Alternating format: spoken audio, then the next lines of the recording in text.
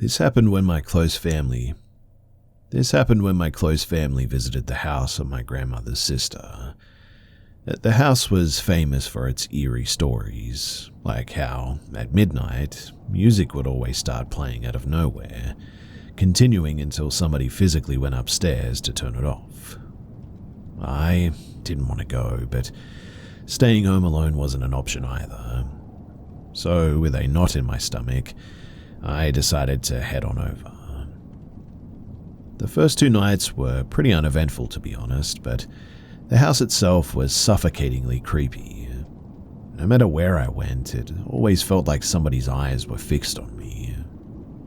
I chalked it up to nerves, convincing myself that I was overthinking.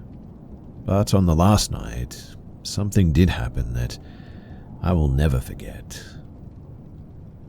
I decided to sleep early to catch the morning ferry that night. I was sharing a room with 2 of my uncles and an aunt, while my parents and my grandmother slept in a separate room. It was already pretty cramped, and with their loud snoring, sleep seemed impossible. By 11 p.m., I was still wide awake. My mum's cousin, who had gone to a party earlier that evening, was supposed to return around midnight. I texted her asking her to bring some food, but she didn't reply. Still though, I stayed up hoping that she would show up soon enough with some food. I must have drifted off because I suddenly woke up to the sound of footsteps in the hallway. They were slow, deliberate, and grew louder as they approached the room. The door creaked open. My heart pounded in the silence as a figure stood in the doorway, unmoving. In the faint moonlight spilling through the window, I could just make out a dark silhouette.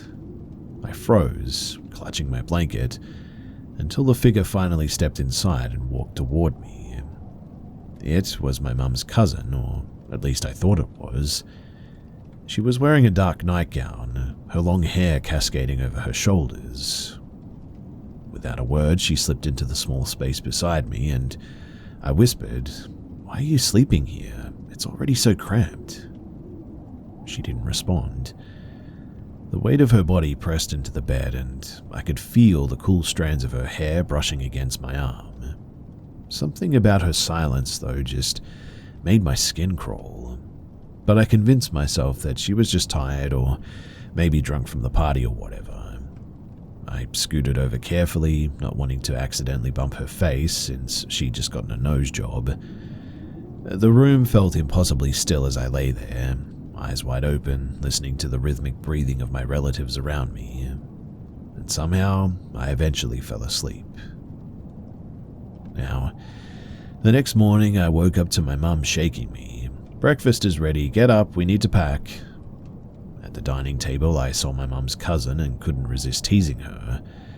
"Hey, next time if you're going to cram into our room, at least bring some food, yeah? Do you know how hungry I was last night?" She frowned, looked genuinely confused. "What are you talking about? I blacked out at the party and didn't even get home until this morning." I stared at her, trying to process her words. "Stop messing with me. You were literally in our room. You slept beside me." Her face paled. "I wasn't here, I promise you," she said, her voice low.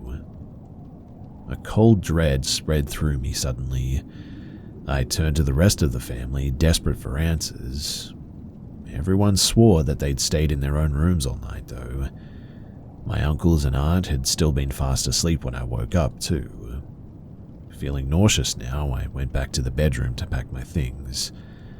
The bed looked exactly as we'd left it, except for one thing.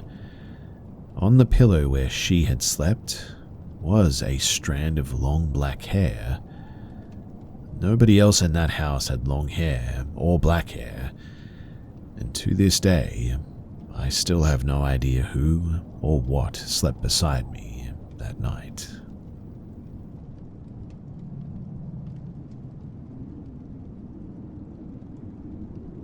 Before I tell my story, you guys are going to need some context.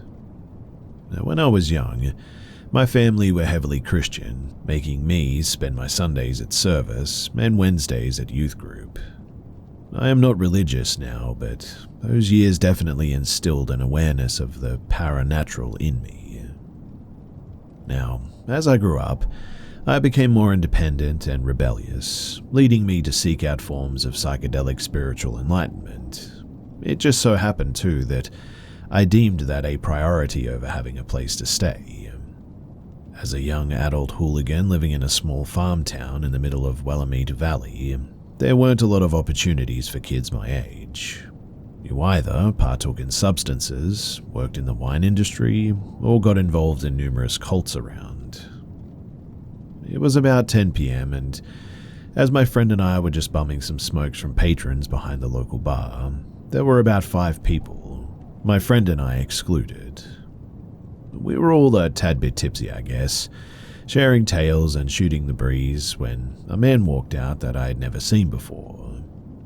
He was about 5.5 feet tall with odd proportions, donning a burly mustache that really just didn't fit his face. He wore a cowboy hat 2 sizes too big, a leather jacket over a plain white tank top, leather pants and boots to finish off his outfit. He kind of just stood there too, trying to be a part of the group, yet excluded through some sort of metaphysical divide that I just couldn't put my finger on. After about 10 minutes of loitering, he started talking. He mentioned that it was his birthday, and referred to himself as the birthday boy.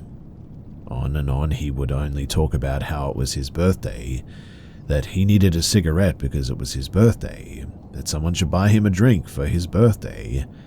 I'm pretty sure that it was his birthday after all.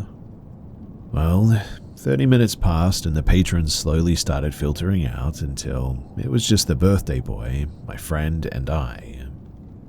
He asked us if we knew where any abandoned buildings were, and if we could take him to one, and I was already unnerved by this guy, but at this point, my entire being was screaming at me to get away from him.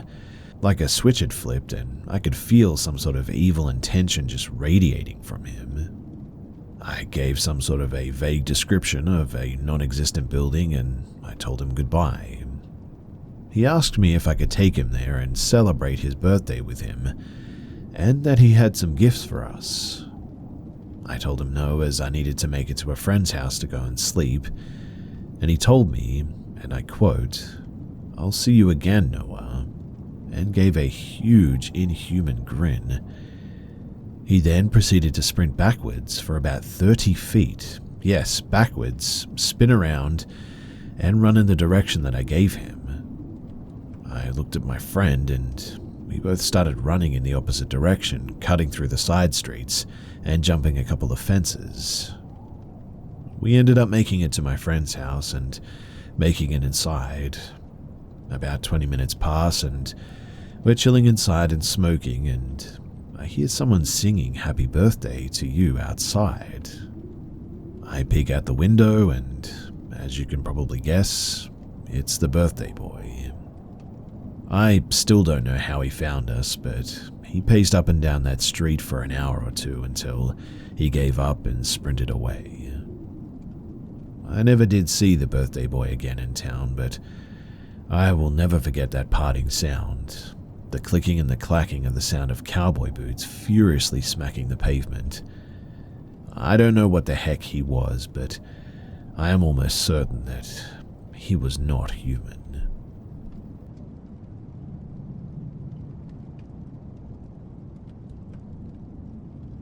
So my dad once told me that coming home from grocery shopping with my grandma at the time left him with an eerie feeling one day. He was around 16 to 17 at the time and was walking home with my grandma after groceries. Mind you, the store that they went to was down the street and had been around until last year, until it burned down, so it was like a 3 to 5 minute walk home. Once they got home, they noticed that the front door was open. My grandma got scared by that and decided to tell the neighbor to come and inspect the inside of the home for any stolen items or anybody in there, obviously. The neighbor's boyfriend and my dad, they went inside and nothing was stolen. But the fridge was wide open though, with food on the table. The TV was not stolen, but tampered with as the wires were all sort of unplugged. My dad continued to check all the rooms before getting to his, and when entering, he noticed no changes except for his bed, stating that he saw 4 figures made out of tinfoil placed on his bed. Considering that he was around an older teen, this made him feel really unsettled. His younger sibling was 15 and was not known to enjoy toys of such, and his other siblings, the oldest around 22 or 23, was already in college. I don't know why, but my dad never told my grandma of what he found in my room or my neighbor's boyfriend, so when they went outside to inform my grandma everything was okay, nothing else really happened until, well, later that night. My grandparents' house, now, is divided into 2 as it's a huge property, but at that time it wasn't. My grandpa and uncle were now home from school and work. My grandma finished cooking dinner, and all of them ate together, finished, and then ordered my dad to take out the trash. My dad followed and grabbed whatever trash needed to be taken out and went outside. Now, the house has a really long car driveway that almost makes as a hallway on the side of my grandparents' house to now the second house. But again, at the time, there was no second house, so my dad went down that hallway, and once he got closer to the back gate, he froze. What he saw was a man, particularly shorter than any average height, with pale skin, almost albino, that's what my dad said anyway, staring at him as he sat on the gate with a huge smile on his face. My dad made no attempt to get into contact with the man, no one faces in return or words or anything, and just sort of watched him. He said that he stared and smiled for a good second until waving at him and jumping off the gate, leaving his property. My dad doesn't know if this was the man who tampered with the house or some random trying to scare him, etc. All he knows is that it scared him half to death upon seeing him. Now, when I was 8 to 10, I was playing outside of my grandparents' house with my cousin, who now lived in the back house. My grandparents' house is elevated, and so are all the ones on that street. They all have stairs that lead up to the house, and I was on the top of the stairs, the porch area, and my cousin was on the bottom on the front yard.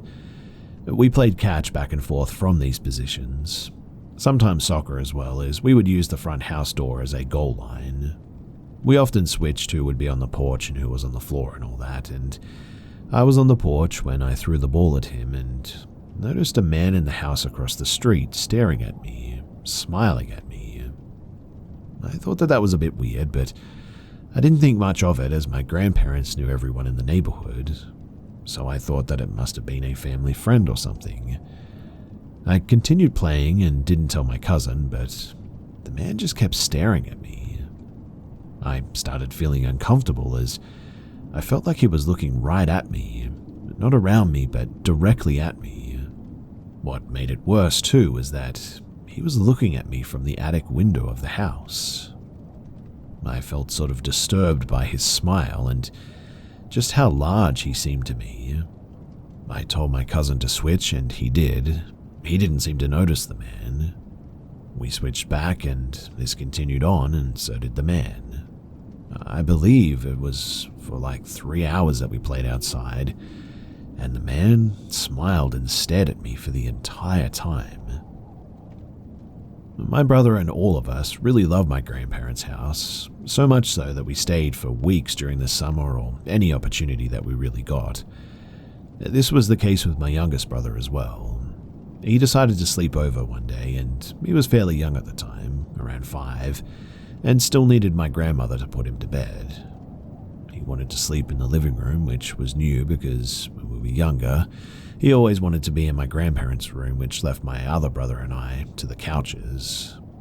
Anyways, he and Grandma slept in the living room couch, the one closest to the window and the front door. The things seemed to be okay as well until he had woken up, to nothing though. He looked around the room and noticed Grandma was still asleep next to him, so he decided not to wake her up, until he looked to the window and saw a man, again pale and smiling at him. My brother didn't scream or cry. He watched him smile at him and said that the man grabbed the corners of his mouth to stretch out his smile, and this made my brother, of course, frightened, which led him to move my grandma until she woke. She did, and she saw the same thing too. I don't know what she did next or what else happened that night, only that she told my parents about it, and she didn't feel comfortable having us sleep in the living room without my grandpa being there anymore. Now, all of these occurrences did not happen in the same timeline, obviously. None of us knew each other's own until very recently, in fact. Meaning that the last occurrence of this, my brother's, of which happened several years ago, just came to light for us, and my family still doesn't know that I saw the same man. I'm genuinely curious as to any explanations of what this may be or what I should do about it. It's a really weird situation, I know that, and I just don't know what to do about it.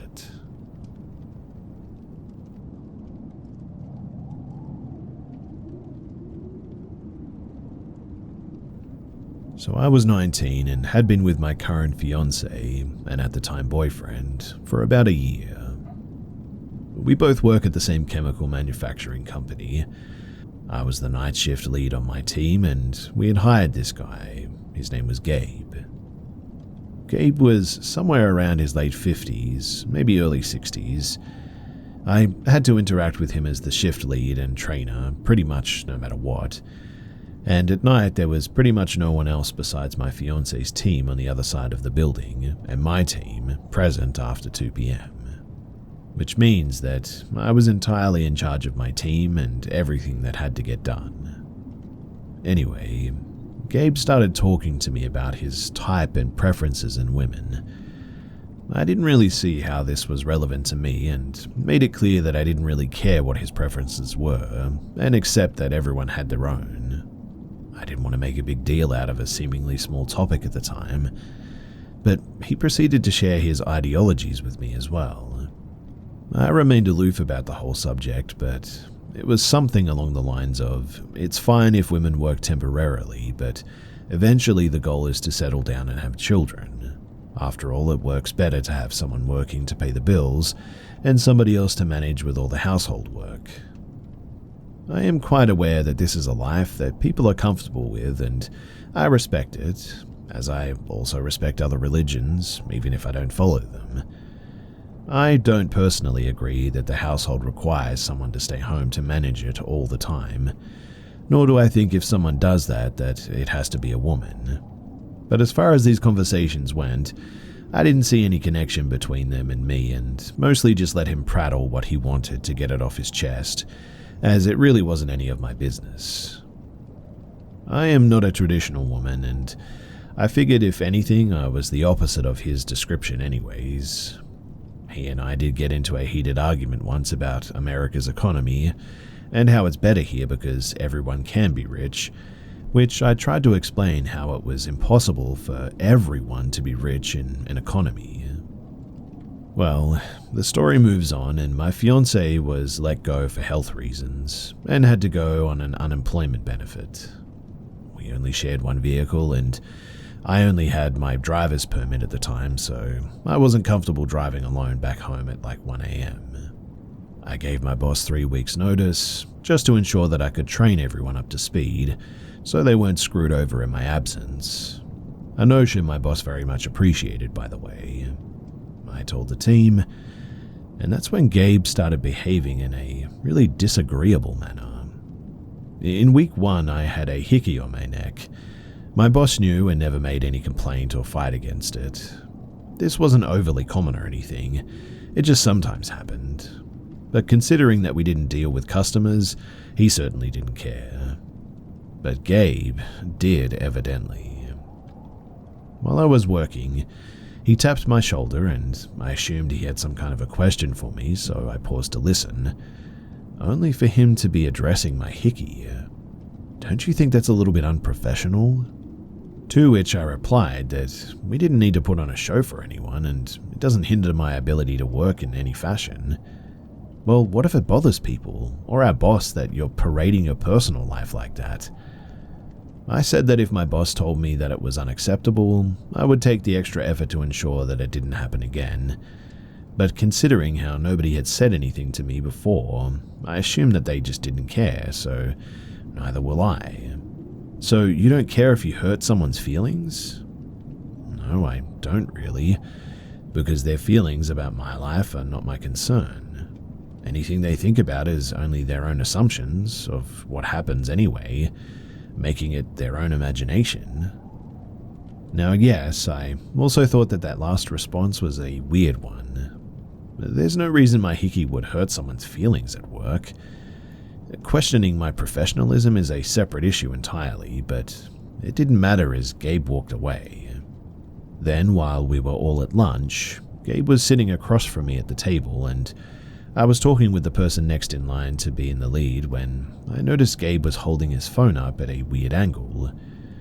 I didn't want to make any accusations when I couldn't be 100% certain, but my instincts told me that he took a picture of me at work. On my last week, I had been officially fed up with Gabe, and I had trained the girl after me to do everything that I knew as lead, and told her that she will be calling all of the shots my last week and I will simply be here for support if she needs it. I also informed her privately that I will especially not be conducting any verbal interaction with Gabe, as I no longer needed to and would appreciate if she took charge, on which she agreed. Unfortunately, Gabe took a stand on this, ultimately forcing conversation with me in this last week. I just don't think I can take orders from a woman. She can't be my boss. I told him that I had been his boss previously and that the boss above my boss was also a woman. He simply refused to accept it. I then told him that it didn't matter how he felt because I was leaving and she would be in charge, so he could accept that or quit. It didn't matter to me. I told him then that I would no longer answer his questions and he would have to go to her from now on. Fate had it out for me though, because on my last day, she had an emergency and needed to leave early, and with us already down another person, it was just me and Gabe that night, much to my displeasure. Again, left with having to direct him around, which he clearly had no issue when it was me. As we were leaving, he stops me on my way out and asks a question that glued all of the pieces together. I know your boyfriend is unemployed now, so how would you feel if somebody asked you if you left your boyfriend for someone who could provide for you with a house, a car, and everything you needed? This made me lose it momentarily for two reasons. I love my fiancé very much, and now currently we're going on 6 years together. And secondly, I've always worked hard for everything that I have with my own two hands, and take major offense to being treated like some desperate damsel in distress who would be with someone over the concept of money. I'm not shallow, nor am I materialistic like that. So I answered pretty honestly, and I told him that I'd be extremely offended because that's not the kind of person I am, and to assume so would indicate such a lack of knowledge about me and insult my character. And then I left, ready to never see him again or talk to him again. It was clear in the end that, from the beginning, he was approaching me with romantic intentions, and gross as it all was, the age gap disgusted me as well. I mean, I was 40 years younger than this man.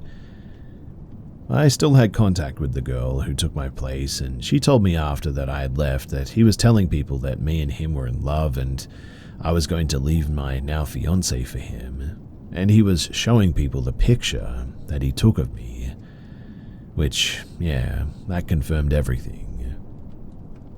3 months later, though, he texted me with a hey because, as his boss, I gave my number to employees to let me know if they couldn't come in. I told him to never contact me again and that I only spoke to him because I was the lead and needed to be in contact with others, and there was no reason to speak to each other anymore. Then I changed my number to ensure that he could never contact me again, because this whole thing was going from an infatuation very quickly to stalker vibes.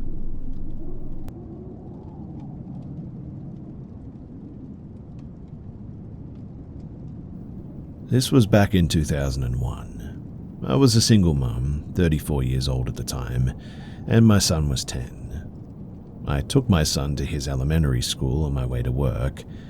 My schedule allowed for it, and it was a nice start to our days out together. I would drop him off and then head to work that was about 10 minutes away. I had to cross over a river that ran through the city. I've always hated stopping on bridges at traffic lights, and this light seems extra long. But glancing around as I waited, I was watching people in their cars, the river, and that traffic light that seemed to be stuck on red. Looking in my rearview mirror, I noticed a little white-haired old lady driving a little car. She was watching me in my rearview mirror as well, and I was curious, so I kept looking at her, and she threw her head back and laughed or cackled a bit. Then she looked hard at me in the mirror, made a slashing across her neck sign, and then made a cradle of her arms, rocking it back and forth, and then she pointed at me. The longer I watched her, the more disturbed I was too. She just kept doing this over and over again and laughing. If you're a parent, then you know this is not something that you prank other cars about. It felt evil, but no paranormal stuff here, so that's just my take on it. And well, it had me pretty rattled, and once that light turned green, I flew up the street to go to work. And of course, I got more anxious the longer that I was driving. By the time that I got to work, I was in a full panic and went to my office and called the school. My son was in a special class alongside of his regular assigned class, and if he got too restless, he could go to his special class as an accommodation.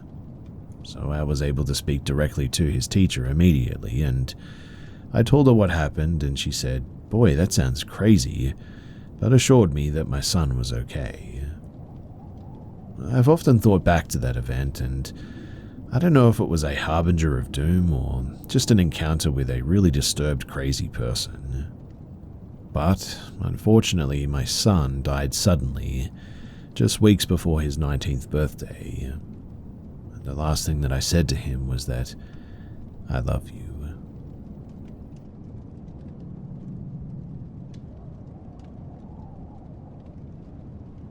So this story is a story that has happened throughout many years of my life, and I fear that it's coming back. As a short context, I live in my grandparents' house, and I've been living here since I was born. My parents also lived here too. It's a big and old house with 2 floors, and since it all happened in a span of years, I'll tell each important thing and jump in time, always when needed. The worst things, though, are in the end, so you'll have to bear with me. So I'm in my early 20s now, but this started when I was a kid. There were no cell phones or not a lot of tech for leisure, so I had to find stuff to play with and spent my days either playing with toys or just walking around the house. And one day, I was looking for my parents, and since their room was upstairs, I made my way there and started knocking on the door and calling for them. There was no answer, and they weren't there. Eventually, I gave up and turned around to go downstairs, and I saw behind me the back leg of someone exiting the room that I was in, like they just walked off. No face, no noise, just a back leg, and it seemed like a woman's leg. I thought that it could have been my mother. Surely it was not my grandmother, since she had a bad back and would never go up there. But I ran to see who it was, and to my surprise, there was no one there. Now, in the following years, my parents got a divorce, my mother started working in another city, my grandfather died, and I was living in the same house, still only with my grandmother and her brother, an old man that was recovering from a broken femur. He was a very sweet old man, and there was a joke around our family members that he would speak alone, and he did. Always at night, you would walk in front of his room, and you would hear him mumbling something in the dark.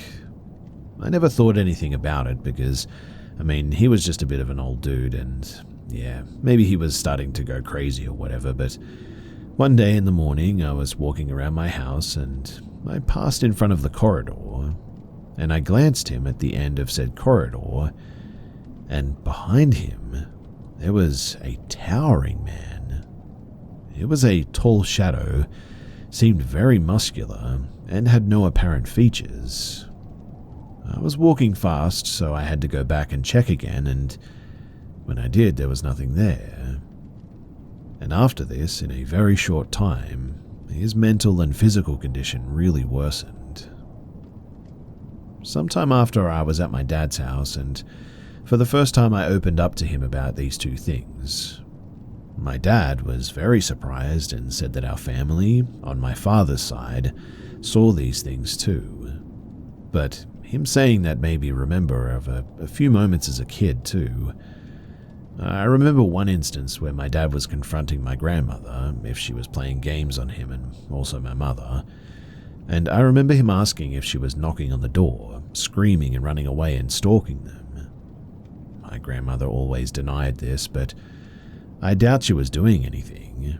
I mean, why would she? And how would she, since she would never go upstairs like I mentioned? My dad told me, though, that he felt something weird in that house, and that's one of the reasons why he couldn't stand to be there any longer, and one of the reasons why it led to divorce. He claimed that there was a woman here, a pale one, and sometime after this was when I met her. It was at night. At the time, my room had a different configuration, and my bed was facing the window, so I could open my eyes and see it in front of me. I'm not very proud of this, but I slept with a lamp on during most of my childhood, and maybe even as a preteen. And one day, as I was asleep, I suddenly woke up, or something woke me up, and suddenly I just had this feeling of somebody looking at me. For some reason, I wasn't afraid, though. I just was confused, I guess. I cracked my eyes open, and in front of me there was this window, no curtains at the time, which was not a problem since my window goes inside the house, and also it's an old wooden one. The only glass on it was the small part on top of it. And in that small glass part, there was a woman looking at me deep in the eyes. She was staring, and just sort of staring with a blank expression, I guess. She was also as pale as milk, and had black hair, and I could only see that much though. I stared back in confusion and felt nothing. I looked to the side, put my blankets up to my head, and eventually I must have fallen asleep. But in the morning, I just could not stop thinking about it. After this too, I started having terrible nightmares every day. They were not scary in nature, I guess, but I would always wake up screaming at night. My mum was home during this time as well, and so whenever it happened, she would always come to me and try to comfort me. Now, I was sleeping another day, and I woke up, but this time I couldn't move. And I know that this is going to sound a bit strange, but I felt like a spectator in my own skin. I got up and folded my blanket perfectly, and if you had known me, then that was very strange because I hated doing that. I exited my room and stood there in front of my grandmother's room holding my folded blanket. It was almost like sleepwalking, except I don't sleepwalk, and I was awake and I could see it. My grandma woke up and she walked to the bathroom and she saw me and asked what I was doing. I was standing there for a while. I turned around and walked to the living room. My grandma then called my mother and she went to see me. I was sitting on the couch with a blanket, staring at nothing. My mother told me to get back to bed, and so I did, and she told me to go to sleep, and so I laid in bed. She covered me with a blanket and slowly closed the door. And as she looked at me through the crack, I smiled at her, and I remember it, clear as day and very vivid. And my mother also remembers this too, but I swear to you that I was just not in control of my own body. I told my dad about this, and the woman, and he said that it was something to do with my grandpa maybe, or something like that. That when he worked for the railway company, a woman died there and he couldn't help her. Apparently that presence came with them, and even stayed with them at the house. These days, though, my grandma has passed and I live alone in the same house, and weirdly, nothing has ever happened since then, except for the fact that I've started having those nightmares again recently, and I woke up some days ago with footsteps in my garage and there was nobody there. I'll admit that I'm a bit afraid and it all feels like something is coming back to me, which is why I'm here. I'm wondering if anybody else has been through anything similar to this and what you did about it. I certainly don't want this thing coming back, and if I can get rid of it, I would love to know how.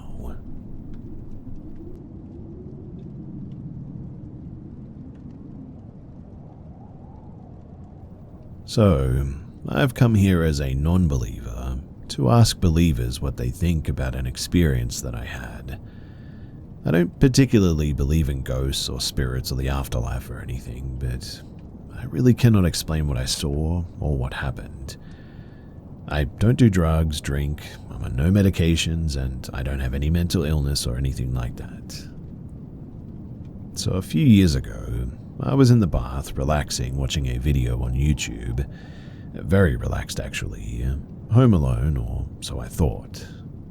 Now, my bathroom door folds in on itself to open, so there's a slit in the middle that you can see through, allowing the door to fold and then a slit underneath. It's quite a big slit, too. It'd go up past your ankle by about 2 inches, I'd say. Anyway, I was in the bath with my phone resting on the ledge of my bath where the taps are, which is right next to the door, so the door is in full view.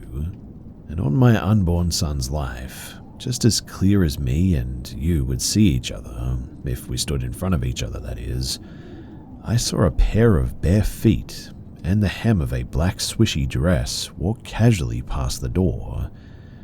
I could only catch this figure from the slit under the door, and before I registered what I'd actually seen, it had walked past, so I didn't get a chance to look up the middle to see the rest of the figure. I remember, though, it looking a lot like the feet of a woman. Unpainted toes, pale white in color, but not ghostly white, not dead-looking, just pale. At first, I wasn't freaked out at all. I don't believe in these things after all, so I thought perhaps my sister had come home early and I just hadn't heard her come in. The direction this thing was walking can only lead to my bedroom, though, so I called out and jokingly said, "Elizabeth, get out of my room." There was no response, and I thought nothing of it. I finished my bath, and I went to my bedroom to see what my sister was doing. And that's when I walk into a completely empty bedroom. I searched the entire house as well to find a completely empty house. In fact, the front door is still locked, the cameras haven't triggered, and now I'm absolutely freaked out. I call my sister and she tells me that she's not home, hasn't returned home, and wouldn't be home for a few more hours as she was still in town with my parents. What made me most tense, strangely enough though, was just how eerie it felt calling out into an empty house thinking that I was talking to my sister. I'll admit too that I was very on edge afterwards and went downstairs with the television on, and I just waited for my family to return. So, from someone who has no clue about these things and to people who do, what do you think that I saw that day? This is the only incident like this I've ever had in my entire life, and it is genuinely making me question everything.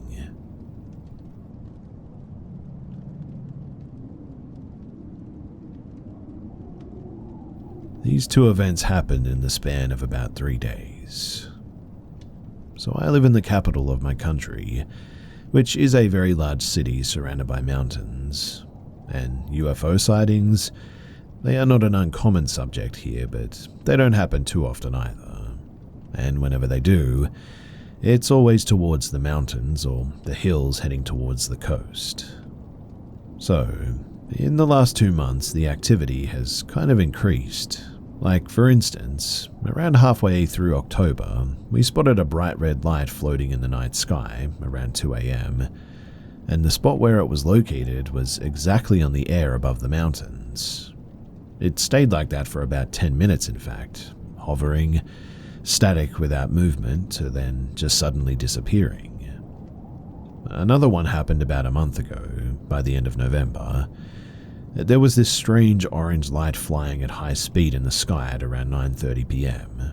I could see it for like 2 seconds before it just vanished. Most of the sightings are things like that too, but what happened recently is, well, a whole different story. You see, these things are always seen in the distance, miles away from the city, but this time it happened right on top of my head. So this happened on the 16th, and I was walking to get some bread and something to eat at around 8:40 p.m. I tend to always look at the night sky because I just really like the stars, and as soon as I looked up, my first exclamation was, "What the heck is that?" There was this tiny orb flying above me, heading south towards the houses. First though, I thought that this might be one of those drones everyone's talking about, but then a second orb appeared from the first one. They flew kind of slow and then just sort of vanished into thin air. Thing is though, is that 3 other people also saw this. They were all looking up with a "what was that" sort of face too. For some reason after that night as well, I've felt like we're just being watched every night since then. Now, this is where things get a bit weirder too, because this happened last night. At around 3:10 a.m., me and my girlfriend were sick after the night of the 16th, and she couldn't sleep much because of a horrible head and body ache, so we stay awake most of the night, especially me to take care of her until she can fall asleep. This time I was lying on my bed, watching something on TV while she was in the bathroom. When she came back to bed, she looked outside to the street. We live on the 4th floor, and the way she looked back at me was the same look that I had that night when I saw the orbs. She double-checked outside and looked at me, straight to my eyes, and said, "I saw something weird walking on the other side of the street." I already had that being watched feeling, but I really wasn't expecting this. What she described was a small dark figure, like a silhouette walking fast on 2 legs. The thing is that it was heading towards the location that I saw the 2 orbs 3 nights ago, and I had to see if I spotted whatever this thing was, so I got up, but I couldn't see it. But, weirdly, on the building across the street, which is an apartment building that hasn't opened yet, there was constant movement of small shadowy things from around corners. It almost looked like they were watching us. I had an uneasy feeling the rest of that night, and even do now. At the moment of sharing this, I still feel like that, and we have no idea what we saw or no idea what those things were, but if it was an actual alien or something else, is there anything that we can do about it?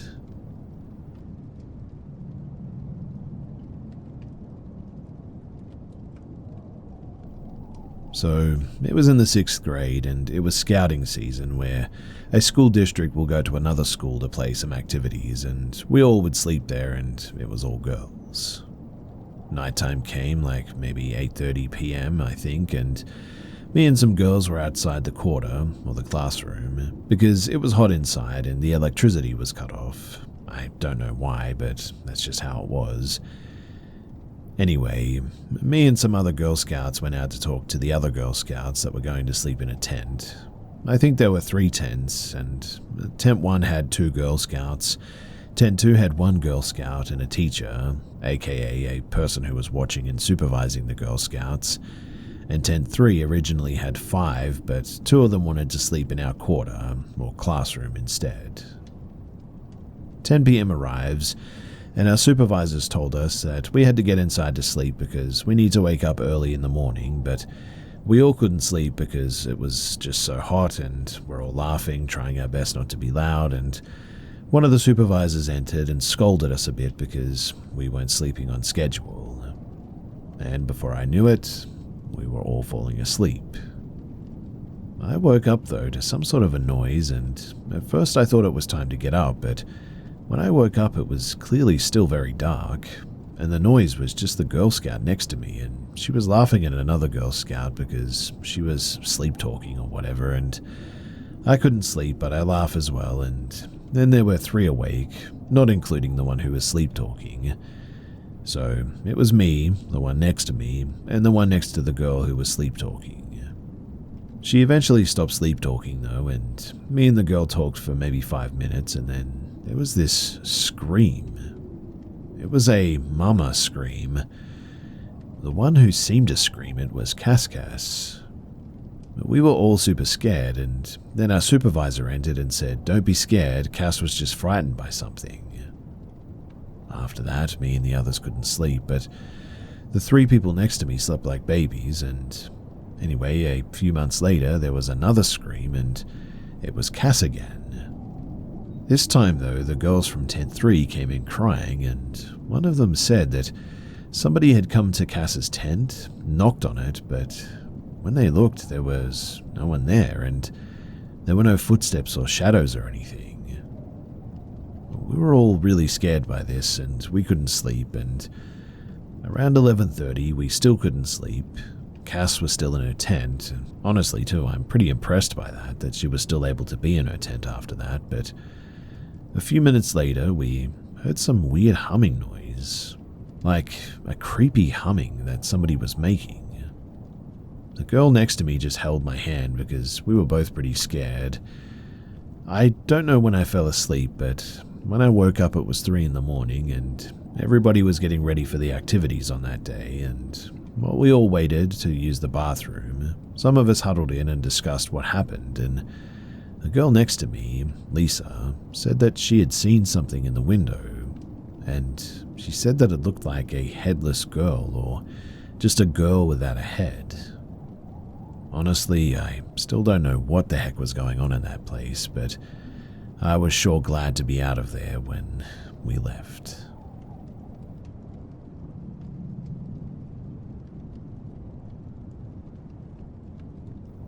When I was 16, I worked in my county museum for the holidays. My job was to tour people around one of our outdoor buildings. I usually toured people through the house, and back in 1855, a doctor built this house on the land where the museum stands. His whole family lived there, and it looks really realistic. I mean, honestly, when you walk into it, it feels like you're walking in and intruding into somebody else's home. Now, some days, as you can imagine, it's pretty slow there. Like, if the weather was bad or there just wasn't much going on, then I would usually just sit the house for hours waiting for people to come in. Well, one day, I was sitting in the main entrance waiting for people to stop by. I remember that it had been raining that day and it was pretty slow, and I had only 3 other people come in, about 2 hours apart. Anyways, I was just sitting in a chair that they had provided me and was scrolling on my phone. My peaceful environment was then interrupted by a strange noise.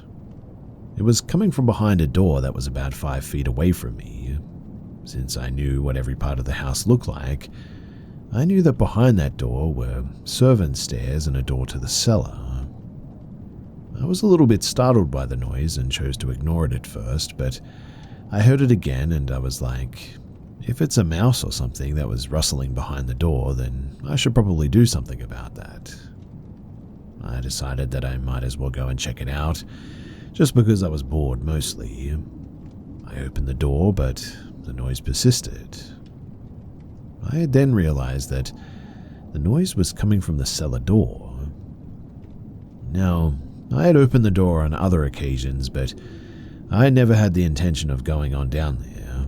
If I had to explain what it looked like, I would say the basement from The Conjuring. It was pretty scary, to be honest. But from debating in my head, I decided to open the door in the end, and to my surprise, as soon as I did, the noise stopped. As a matter of fact, the whole house seemed to stop making any noise. I stood there for a good 15 seconds before closing the door, a little bit confused. I locked it since many kids loved opening that door and would pester me to let them go down there, and went to go and sit back down again. Well, a little bit later I heard creaking again. This house was really old and almost everything creaks, so the doors, the windows, the floors, even the lights make noise. But this was like as if a bigger person was upstairs and was walking back and forth, sort of creaking. Strangely enough, I recognized the creaking as well. You sort of know when you're at home and there's that one floorboard that creaks that everyone knows about? Well, after a while you recognize it and know exactly which board it is, and, well, I knew that it was in that area that was in one of the bedrooms. It kept going for about 30 seconds before finally it stopped. I kept really quiet to make sure that nothing would happen, and I knew that nobody should have been up there since the only way to enter was right where I was sitting, and I knew that nobody had come in. I would have seen it or heard it at least, and either way, I just tried to brush it off. I mean, it's an old house and maybe a breeze came in or something. Maybe it was just the house settling, who knows. So I sat back down and went back to my phone. About 45 minutes later though, some people came in and I gave them a tour. I didn't notice anything strange, and wished them a great day in the end. And when I sat back down, I had the sudden urge to sneeze. After sneezing, I swear to you that I heard a loud and clear, "Bless you, mister." It was so clear too that I whipped my head around to see whoever said that, but when I did, there was nobody there.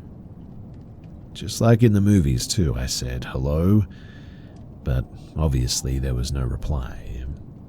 I waited another 30 minutes to see if any stragglers were still in there somewhere hiding, and I looked around everywhere, but I can assure you that there was no one but me in there. Safe to say that I toured other places after that, and I never went back in there.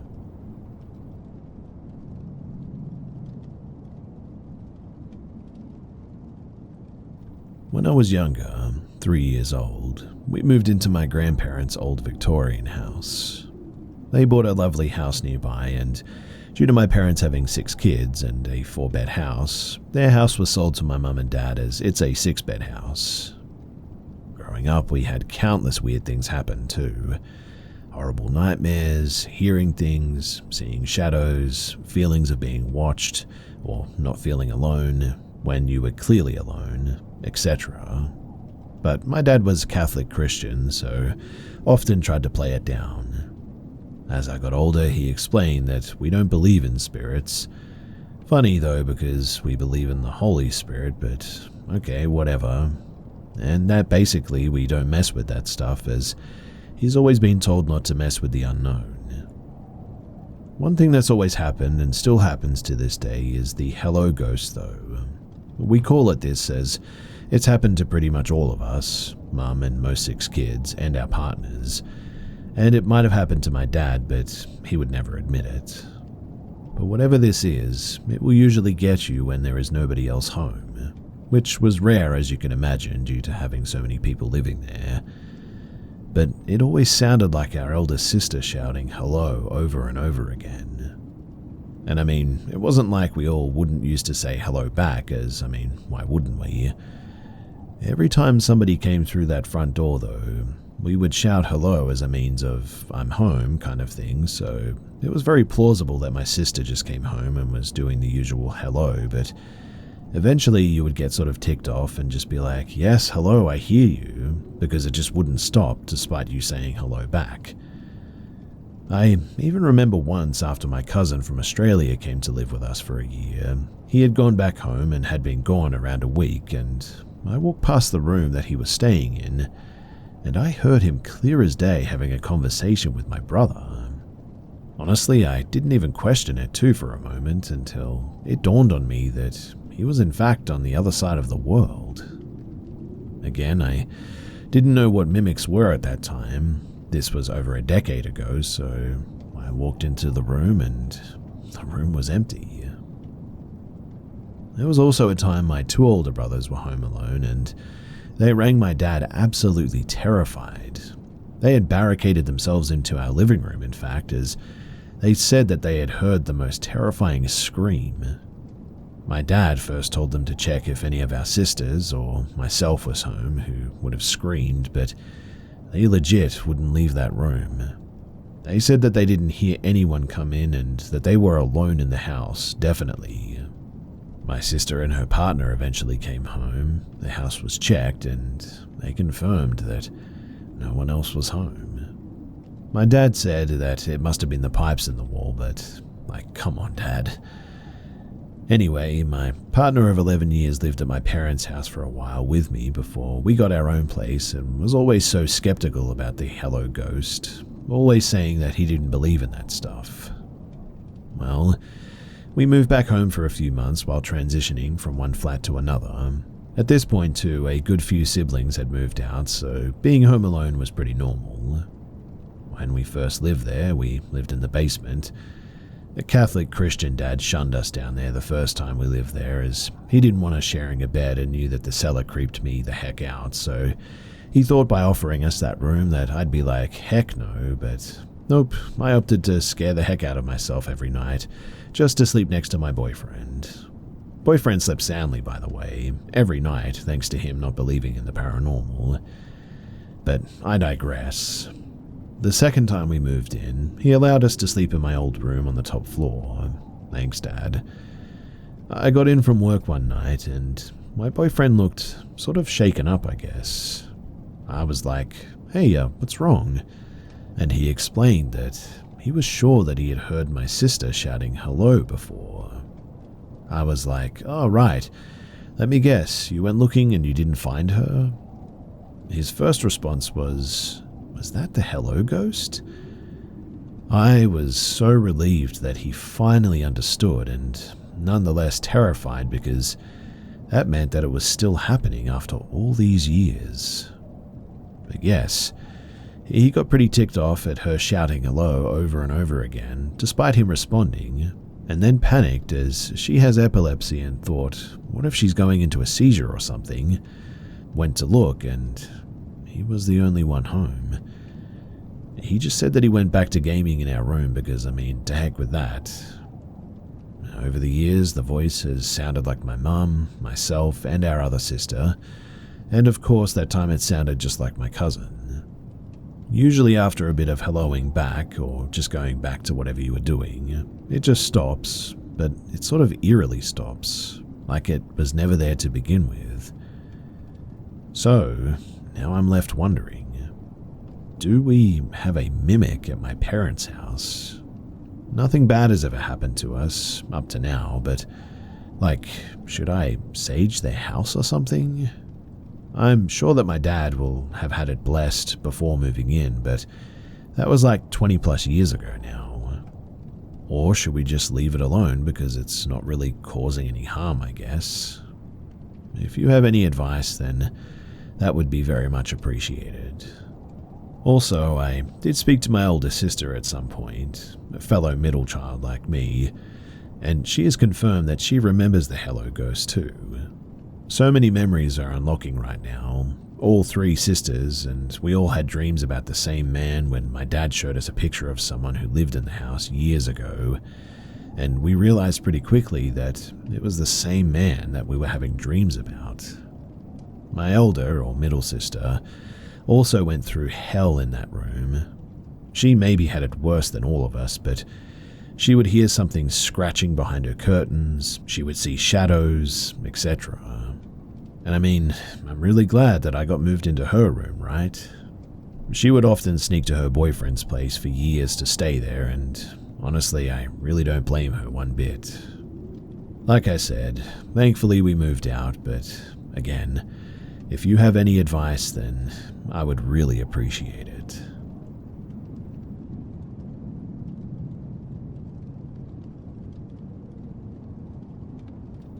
When I was 9 or maybe 10 years old, My mother got this beautiful apartment.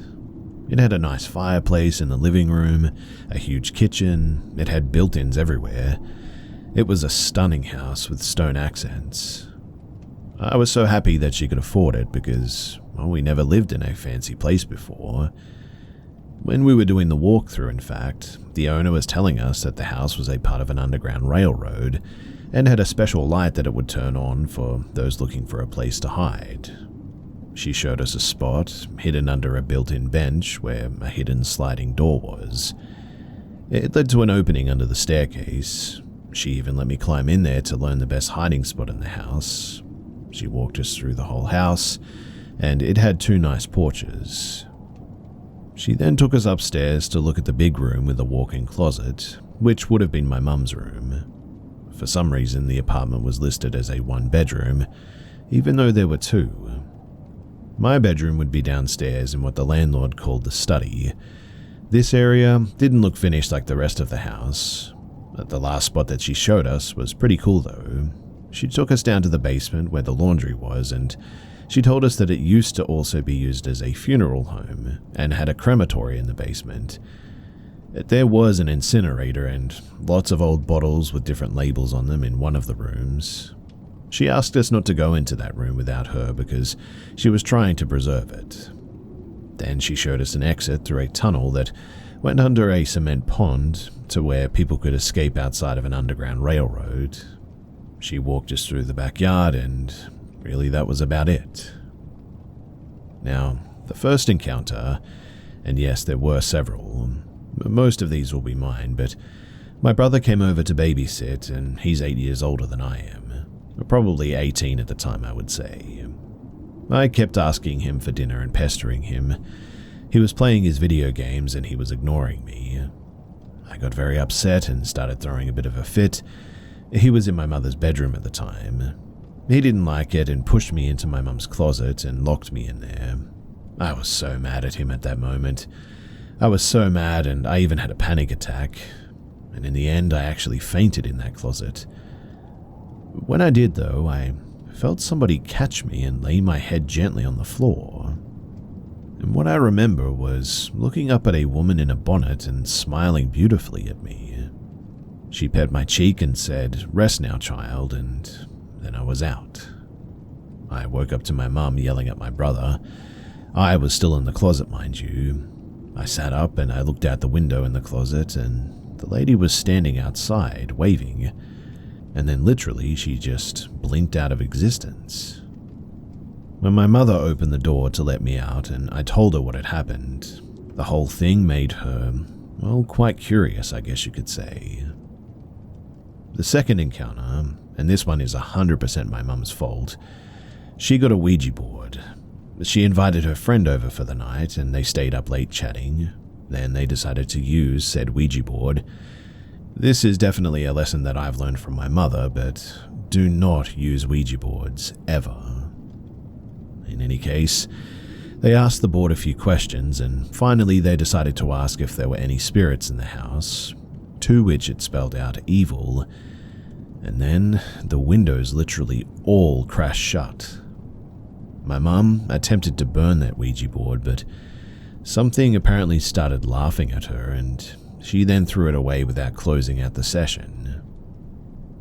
The third encounter, we had only been in this place a few months at this point, and this one is what made me know that there was more out there than we can actually comprehend. This encounter definitely still bothers me too. In fact, this is the encounter that established my relationship with God and knowing that He is powerful. Honestly, I've never had anything else happen like this, and I never wanted to either. So, I woke up to a shadow figure standing on the other side of the room. I was terrified and I couldn't move. He moved quickly over me though, and he had a very cold presence. He then whispered, "You're mine," into my ear. I was even more paralyzed with fear than I was before.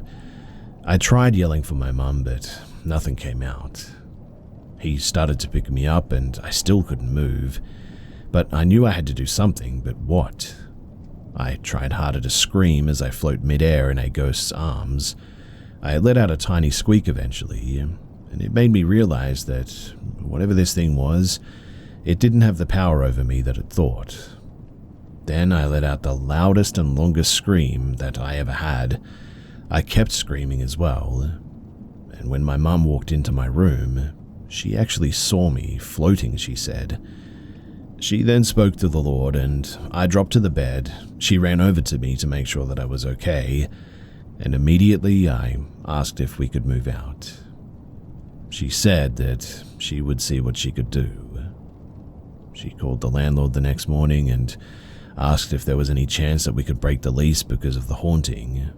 She said yes, of course, and I'm almost certain that she knew that that place was haunted.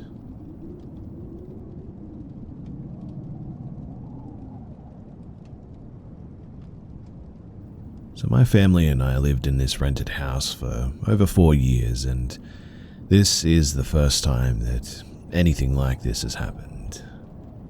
This happened about 2 days ago now. So me being a bit of a night owl, went to bed last, and I shared my bedroom with my mum and my sister. It was close to 1 a.m. and I was preparing to go to sleep.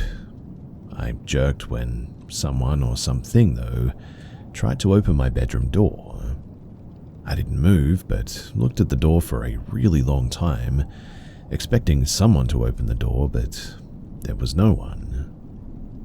I'm sleeping next to the door, by the way, so I could definitely tell that somebody had tried.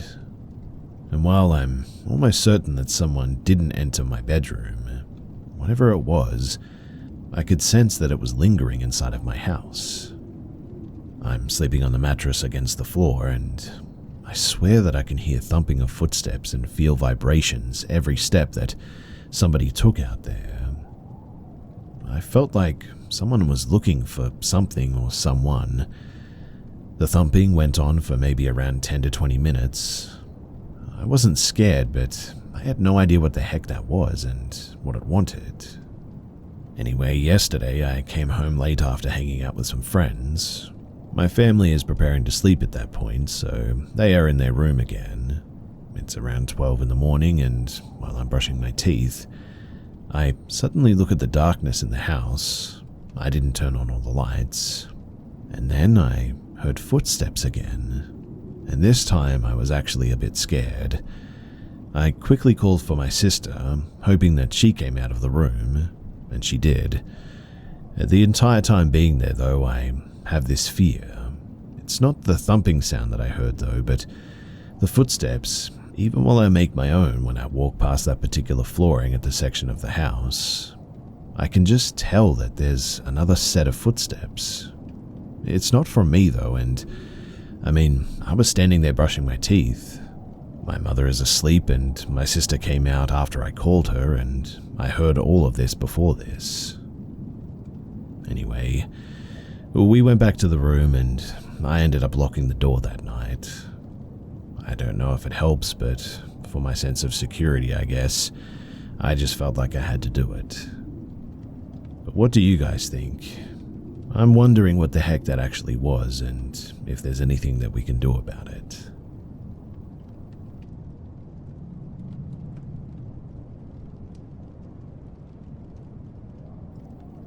This happened in my early 20s, and to this day I still cannot fully explain it.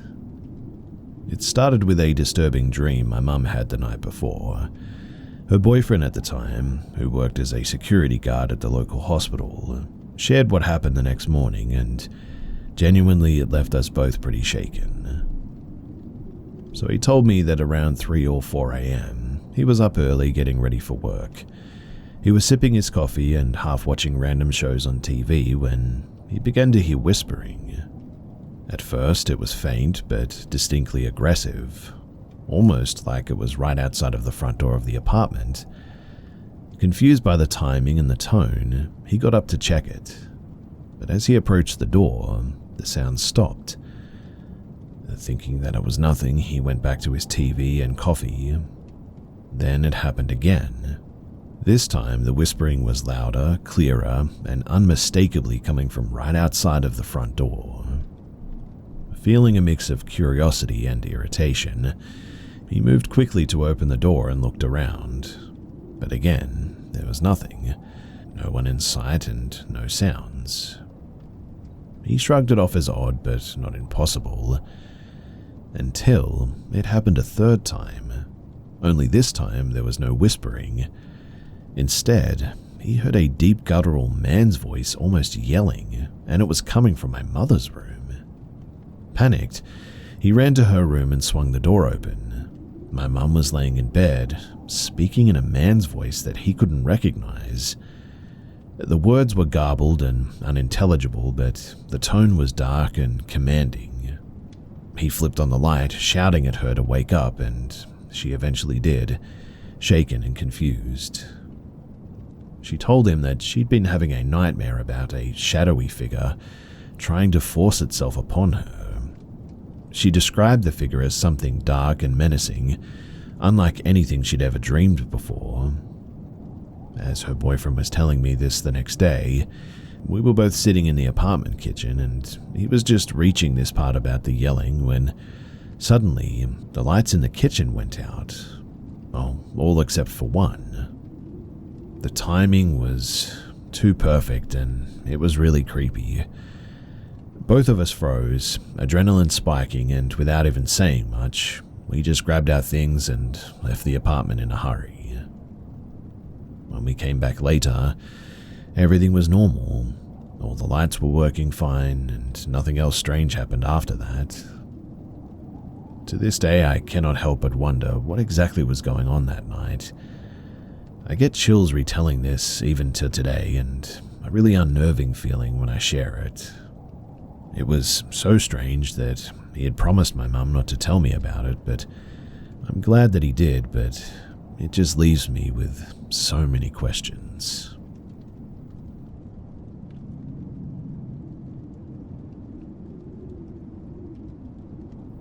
I've always believed that my parents' house was haunted. I was born and raised in that house, and from ages 4 to 6, I saw some things that I still don't believe.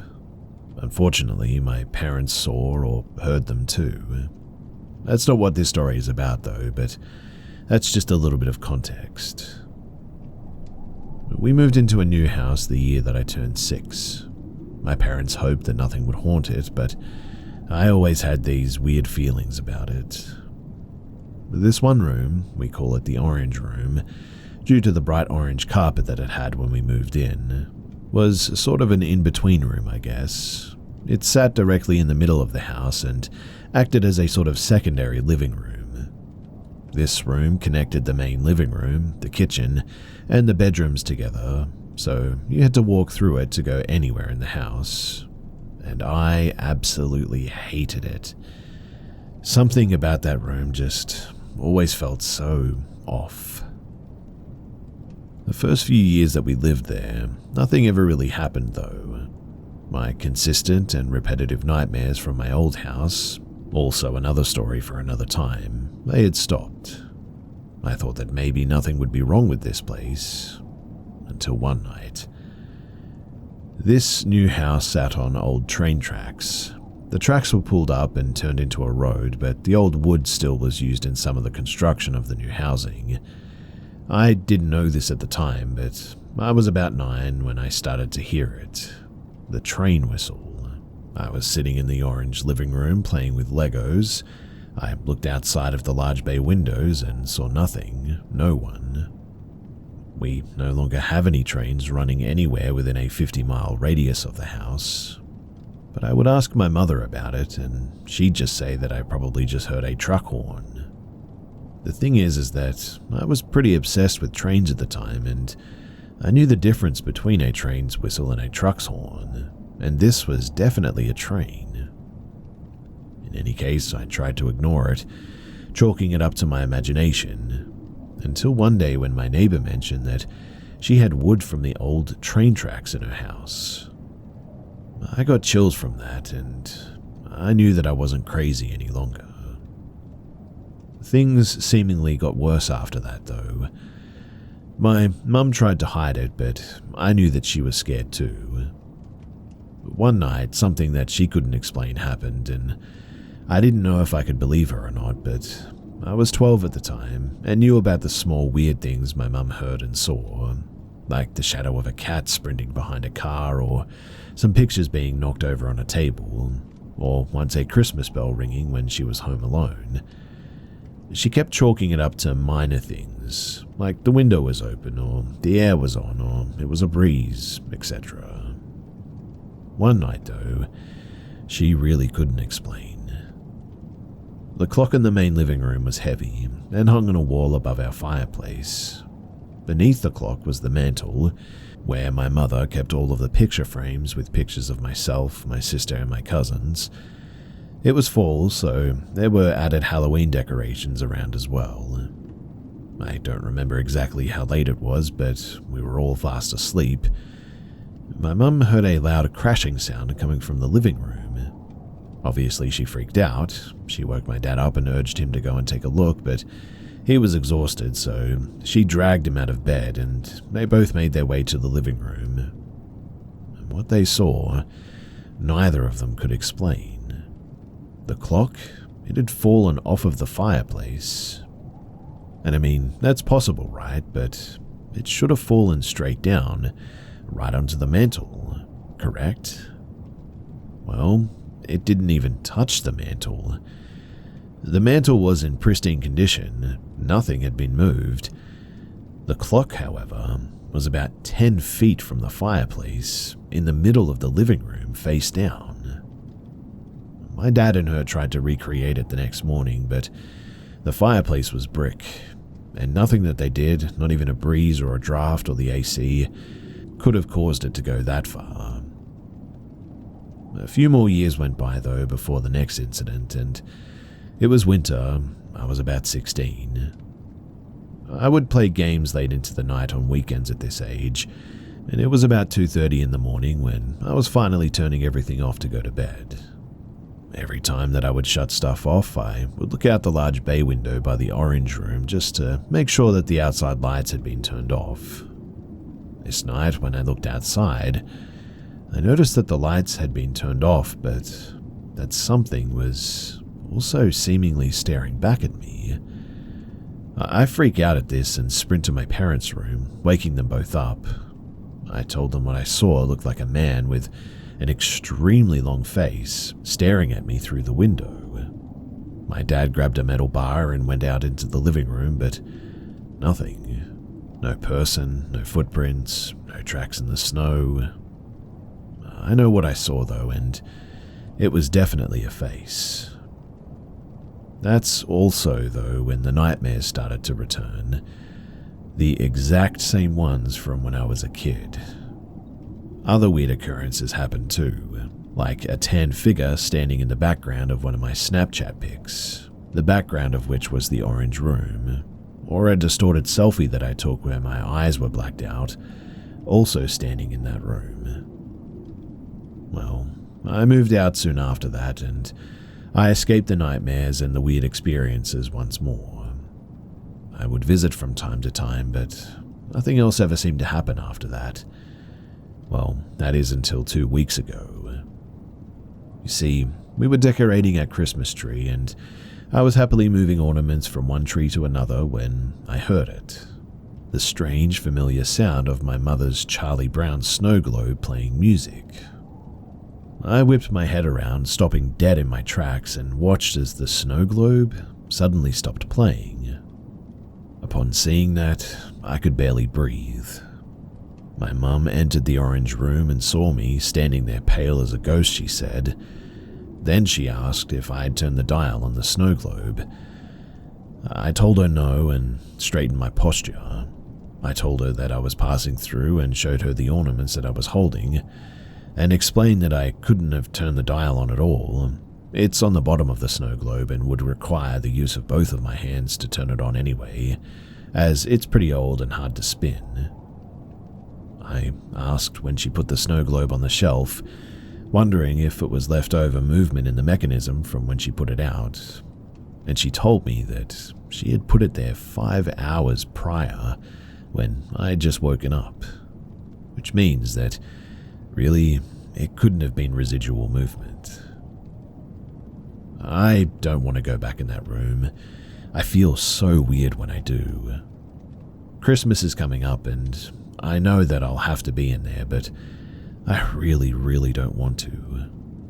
It sucks and I'm dreading what will happen the next time that I go back.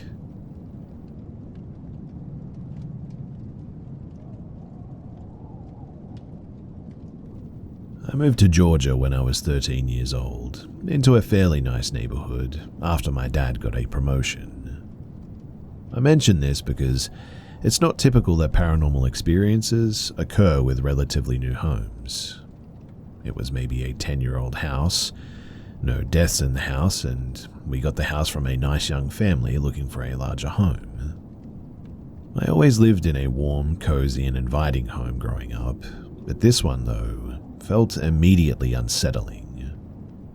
My parents' room was downstairs, along with everything that you'd find on the main level of a home. Upstairs was just the guest bedrooms and an entertainment room or office. One of the upstairs rooms is where I slept, though. Downstairs always had calm and nice energy where I always felt secure, regardless of if I was home alone or not as well. Upstairs, though, was a completely different story. I would feel cold randomly, like an uneasy energy was around me. I'd swear that I saw shadows too. But that was the extent of it for the first few months of being there. We only lived there 6 months before moving to a home across the street, so this was a quick moment in my life, but the last 3 months of living in that house, I would wake up feeling like I just wasn't alone, like I was being watched. I was unwelcome up there, and it wasn't just the creepy feeling from before, but this was one more alarming. I'd have doors open at night too, lights be turned on, and the most unexplainable thing was my TV in my room would not only turn on, but would be set to a channel that I'd never watched, and be set at full blast volume too. My parents would yell at me for waking them up with the TV, and I'd always tell them that it wasn't me. They genuinely thought that I was lying and was staying awake at night, but while I lived there, I was always unhappy, sad, and felt alone as well. I blamed it on moving across the country as a kid during a tough part of life for a child. I started thinking that I was crazy, in fact. Then we got the opportunity to move to a home directly across the street at the original home my parents wanted. We moved out and into the new home, and immediately, everything was just drastically better. No negativity, no fear, calm and happy vibes, no experiences. And it remained this way until I moved out as a young adult, and eventually my folks moved as well. We met the young family who sold us the original home accidentally about a year after we moved out, and they learned that we'd left. They told my mother that they were convinced the home was haunted, and even felt bad for not saying anything. They told us that items would be moved, electronics would turn on, and they always felt uneasy. My dad never believed it, but my mum did from that day on, and I was thankful for that. I always have been pretty skeptical myself, but I've gone down a bit of a rabbit hole of the paranormal activity lately, and I keep thinking back to my own experiences. My parents sold that house to a Chinese businessman who would only stay in the house a few times a year for business. The rest of the time, it just sat there empty. I'd look from the window of my new home to the window of my old room, and I know that this is going to sound weird, but the house just seemed dark and happy that nobody was there. I want to hear what others have to say, though. I never experienced anything else besides this. The neighborhood was built on top of an old horse farm, and possibly before that a plantation as well. Maybe the home was built on top of a gravesite? I have no clue, to be honest, but I would genuinely love to hear what you guys think about this.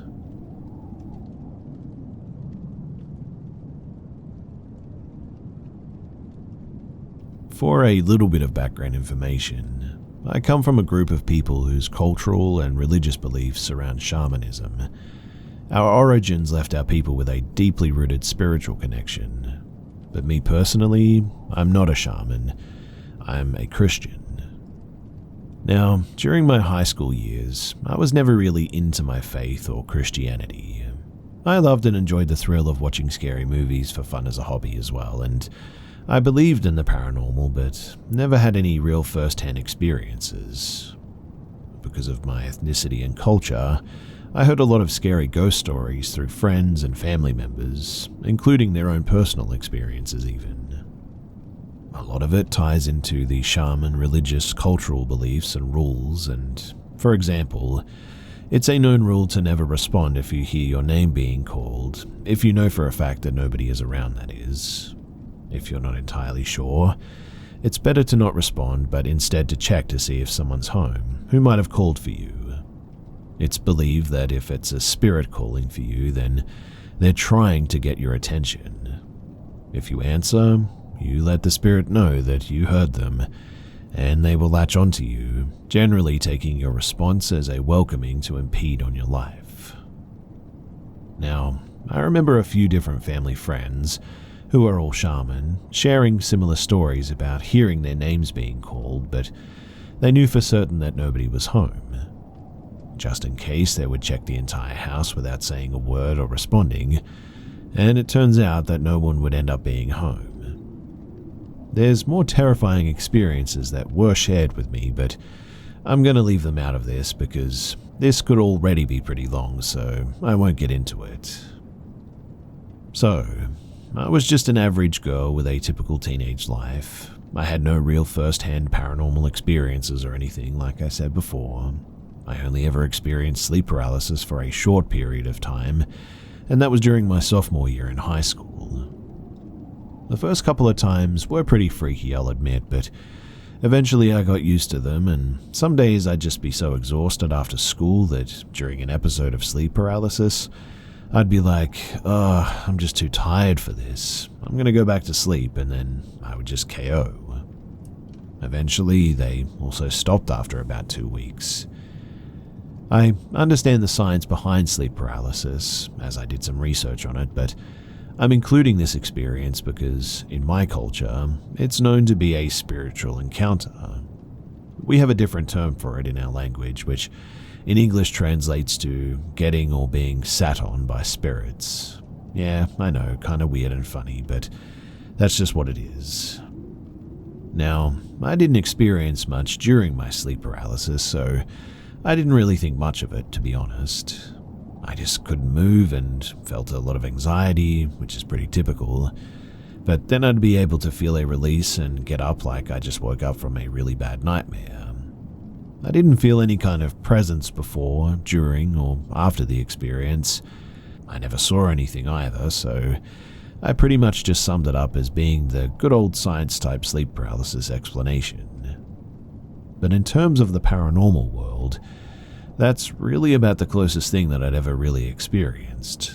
And it wasn't really anything truly spiritual, I guess you could say. Well, all except one night. During my junior year, I had a very traumatic experience. I won't say for certain that it was ghosts, but I'm definitely convinced that it wasn't a dream either. And it was the worst form of sleep paralysis, if that's what it was, that I've ever had. I also hope to really never experience anything like it ever again. So it was a normal Saturday, and at bedtime I tucked myself in with my phone charging on my pillow, next to my head. I had an old Verizon flip phone since this was the year 2011, and my folks couldn't afford to get me an Apple phone at the time. Anyway, I always charged my phone during the night, and I would place it front side up on my pillow next to my head. While charging, the front screen would stay on and it would light up the surface of my ceiling. Everything was normal, everything felt fine.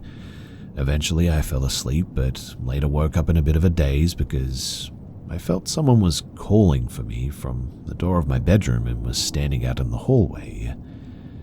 It was really strange though, because I didn't actually hear anyone or see anyone, but I knew someone was there. It's sort of the same sense as you know someone's in the bathroom or someone just entered the room, or a car even if you don't look to see. I was in a bit of a daze, almost like half being awake and half asleep. I thought it must have been my baby sister, a 12-year-old at the time, trying to wake me up. I said aloud, "Hannah, what do you want?" Mind you, I'm not actually seeing anyone, but I just feel that someone's there. I didn't think much of it because I was so tired, but I just knew that someone was there and someone was trying to wake me up. Eventually, though, I fell back asleep since they didn't say anything back to me and I just KO'd out again. I woke up again, though, but I wasn't in a daze this time. I slowly opened my eyes and slowly started to wake up. I'm thinking to myself, why am I awake? What time is it? I'm still kind of tired. I peek at my phone to check the time. It's close to 3 a.m. now, and again, the front of my flip phone is already on because it stays on while being plugged into charge. The front displays the time, so I don't have to do much to check the time. My phone is next to my head, so I simply turn my head and slightly face the screen towards my eyes to see the time. I move my phone back. With every intention of just slowly drifting back to sleep, I'm just sort of looking up at the ceiling, and I see a light from my phone screen hitting the surface of the ceiling. This is normal because I charge my phone like this every night. And suddenly, after looking for, I would say no more than 3 seconds, I see a huge shadow move from the left side to the right side across the ceiling where the light was hitting. The best way that I can describe it is as if I were to take my hand and hover it over the front of my flip phone, maybe 4 to 5 inches away, and move my hand starting from one end and across to the other end of my phone, interrupting the light being casted onto the ceiling. This would create a similar effect to what I saw, except the shadow took up the whole entire space of the light, hitting the surface as it made its way over from one side to the other, left to right. I was sort of in disbelief. I was still pretty tired, so I doubted myself and what I just saw. I was thinking that I must just be seeing things because I'm tired, or maybe a bug or something went in front of the light. So I thought, I'll just keep my eyes open and keep looking, just to see. I was trying to verify that it was nothing and that I was just being crazy and I was tired. Well, 2 seconds later, I see a huge shadow moving across the ceiling where the light is hitting again. The first time was left to right, the second time it moved from right to left. And this is when I finally really woke up and my eyes widened. I was now not tired anymore. I was freaking out on the inside and terrified a bit, but I remained still because I had no idea what I just saw or what had just happened. I was frozen in fear and instantly closed my eyes out of fear. But things got worse. Suddenly, I felt the atmosphere of the room change. It's hard to describe, but it was like the gravity around me felt heavy, and it was thick like the humidity in Florida. It felt ominous. A second after the atmosphere changed, I experienced something similar to sleep paralysis where I couldn't move, but I didn't dare try to speak either. I was petrified. I quickly felt an ominous presence on my bedside. It had the same heavy feeling like when the atmosphere changed. It moved towards the foot of my bed and began to climb onto the bed. The first move that it made onto the bed as well, I could literally feel the area in which it climbed on. It felt like a 300-pound person was climbing onto the bed too. I felt each indent as it climbed closer to me and over my legs. I could feel the lower end of my body move and sink in towards where it was climbing each time. I felt the weight of it shifting my bed from right to left every time that it crawled closer to me. I was crying on the inside, and suddenly it stopped, and I felt an incredibly heavy pressure weighing down on my chest. It was hard to breathe, and I was crying and praying to God for help. Mind you, I was a high school girl who didn't take her faith seriously. I was really only a Christian by name. But after 2 or 3 minutes of praying and begging for help, everything just suddenly subsided, and I was released and able to move freely. I was extremely afraid though, in shock, and was just trying to process everything. I laid there for a minute until I gathered the courage to hop out of bed, and I literally ran out of my room, straight to my little sister's bed to sleep with her that night. I accidentally woke her up. She was confused and asked me why I was there. I told her that I was really scared, and she asked me what happened, but I didn't tell her. I was too afraid to speak about what had just happened. I couldn't sleep by myself or in my own room for a whole month after that too. I ended up sleeping in my sister's bedroom with her for about 4 to 5 weeks straight. I tried not to think about it, and I didn't want to think about it. I didn't want to remember it. But I think I eventually told my mum about it a couple of months later. But I never really shared this experience with anybody else because I thought, well, for one, people for sure probably wouldn't believe it, with the exception of other religiously spiritual people, I guess. And two, I genuinely hated talking or even thinking about it because it was so traumatic. This is the first scary paranormal experience that I have ever had, and I genuinely pray to God that it is my last. If anyone is curious as well, no, I did not become a real Christian or born-again Christian after this, surprisingly as that may seem. I also stopped sleeping with my phone screen face up. I would charge it and always turn it over, so no light would be hitting the surface of the ceiling any longer. I never experienced anything after that like that ever again. And as I said, the reason why I don't believe that it was sleep paralysis or why I was dreaming or anything is because I distinctly remember being awake before it happened.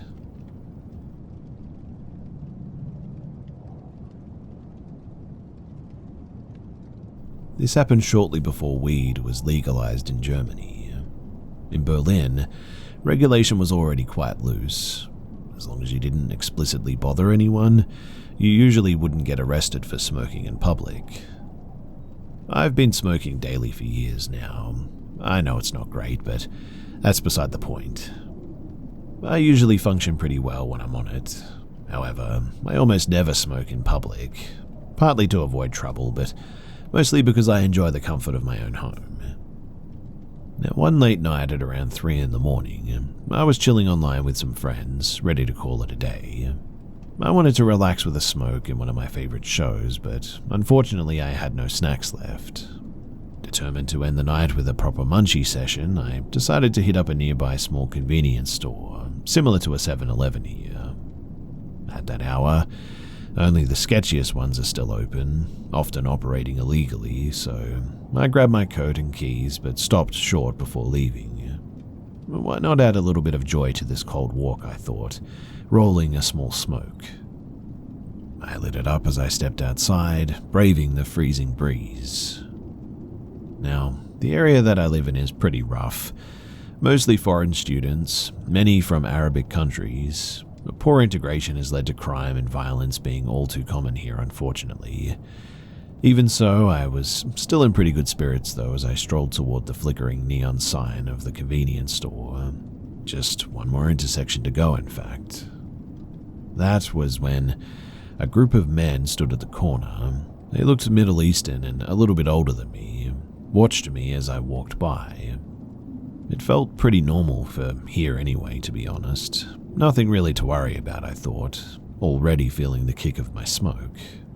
I crossed the street without giving them much thought. Then I heard a voice call out, "Routine ID check, please show me your identification." My heart sank. Of course, this has to happen the one night that I smoke in public, I thought, turning to face the police. Only they weren't police. It was the group from the intersection, now slowly approaching me. "Routine ID check, please show me your ID. We're undercover cops," one of them said with a smug grin. I froze. The fact that they weren't cops became clear when, despite their demand, None of them reached for any identification. "You know smoking weed is illegal, don't you?" the man continued. His pupils were enormous as well, like saucers. They began circling me like predators. "Show us what's in your pocket," the leader demanded. So it's a robbery, I thought. Well, as long as I don't resist, maybe I'll only lose my phone and the few bills that I brought for snacks. But then, a wave of dread suddenly hit me. My weekly tips, about 300 euros in cash, were also in my pocket. I had forgotten to deposit it earlier, and losing that money would crush my tight budget for the month. So, what now? As I slowly reached into my pocket, the leader pressed me. "What's taking so long?" I pulled out an old pack of gum and some broken headphones, hoping to satisfy them. "Where's your wallet? I need your ID," he insisted. Still fumbling, too stubborn and stupid to hand over my tips, he inadvertently revealed something that shocked even me, the glint of a Glock tucked into his belt. Now, knives and metal rods are typical weapons here, but a gun? That was kind of insane for Germany, even by local standards. German gun laws are incredibly strict. My adrenaline suddenly spiked upon seeing it. Slowly, I pulled out the €5 bill I'd planned to use for my snacks, trying to keep my expression neutral. "You've got no wallet?" he growled, his face darkening. My brain screamed at me to do something, anything before this escalated further. Then a desperate thought flashed through my mind. These Arabic men in this area had a well-known fear of Russians. There were frequent clashes between the two groups. So maybe, just maybe, I could use this. So, in the best and heaviest Russian accent that I could muster, I stammered, "My friends have my wallet. They're coming soon. We meet here." To my surprise, their poor English comprehension worked in my favor as well. They exchanged glances, muttering in German, and decided to wait. I forced myself to look confused, maintaining the bluff, and it worked. Their effort to translate or figure me out must have seemed like too much trouble. The leader finally pointed at my €5 bill. "All right then, you can get us something to drink." Reluctantly, I followed him into the convenience store I mentioned earlier. They grabbed a 6-pack of Coke. I paid for it, heart pounding. I was certain that this wasn't going to be over, that they'd either search me themselves or retaliate when my non-existent friends didn't show up. But then, thank the heavens, just like that, they left. No violence, no further questions, nothing. I stood there in shock, unable to process what had just happened. Looking back, I cannot believe that I bluffed in such a dangerous situation. It genuinely could have been my last day on Earth, and all over 300 euros. I've definitely learned my lesson though from this, and these days I avoid walking around late at night when the streets are dark and empty.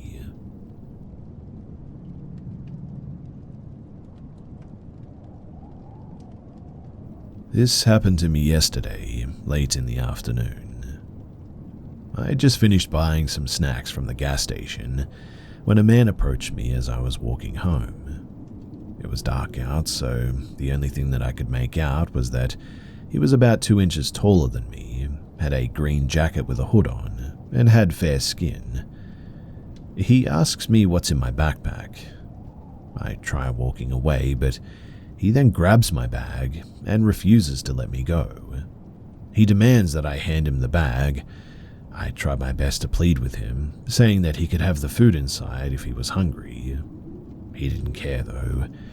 He just kept fighting me for that bag. I did my best holding my ground and putting up a bit of a fight. Several drivers sped past me and none of them bothered to stop and help me. I was all alone on a dark and empty sidewalk. This gas station was in a pretty ghetto part of town. A bunch of drug addicts and violent people were around. I used to live there, so I knew that cops were regularly called into that neighborhood. I'm glad that I managed to escape that environment 2 years ago, but anyway, Eventually, the man removes his hand from his pocket, and I start fearing for the worst. I almost expected him to pull out a knife, but thankfully it was only his fist. He begins banging hard against my fists to the point that they bleed. I couldn't take it anymore, so in the end I handed him the bag and watched him run off.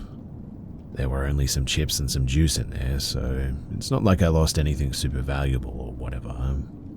But I walked the entire way home, constantly looking over my shoulder, just in case that guy came back for more. I didn't call the cops because I knew that nothing would be done about it. I barely even had a description of the guy, so they wouldn't really have anything to go off of anyway.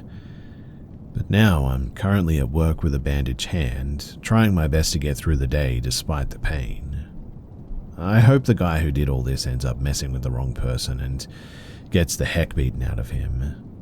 I wish I never went to that neighborhood, and I wish that I would have just stayed home.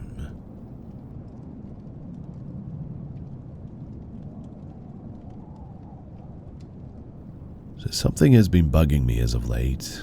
I've experienced a lot of events of the paranormal throughout my life, but I've had a hard time trying to share experiences with people, mostly because I live in the South, I think. The problem with these creatures or things like ghosts is that it's hard to explain an experience without seeming like a crazy fool. However, I feel that it is time to share, and I want to connect to people who have had similar experiences with the unknown. I'll tell you now, though, that even with a large track number of running into these things, I am still heavily skeptical on what these are, and I always lean to try to disprove them. So, a few years ago, I decided to head out to the country to meet my friend. His name was Brandon. Brandon was a college buddy of mine who had quit college and had become a welder.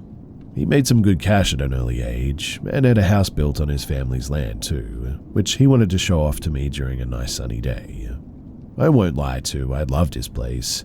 His family owned a huge patch of acres, and his place was built like the ultimate man cave. And anyway, after arriving, me and my old friend did the usual catching up and playing a few games on the PS4. Everything was normal until Brandon went out to get some beers and some pizza. He had left me alone to play some Mortal Kombat on his 75-inch 4K TV. It was normal for about 15 minutes of his departure until I heard running downstairs. I decided to look down the stairs to see what was happening, and I saw a little girl with frizzy black hair run past the bottom of the stairs, with Brandon's dog sitting at the middle of the stairs watching her run past too.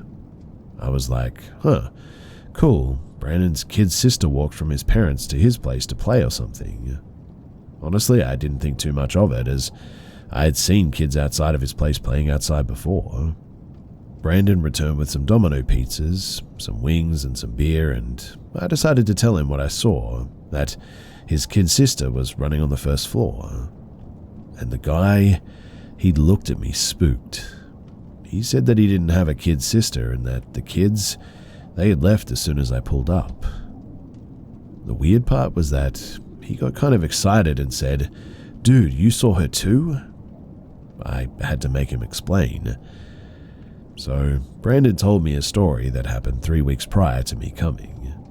He had some guys over drinking during the night, and they decided to crash in the room that we were in. As they slept on the floor, one of the guys started screaming, which prompted them all to roll over to see what was going on. And he said that there was this girl with black hair standing at the base of the stairs, staring at them in the dark, and as soon as they saw her, she darted downstairs again. He stated that they turned the lights on and searched the place for her, all over the place, but she was nowhere to be seen. He was happy that I saw her because this means that to him, it was real.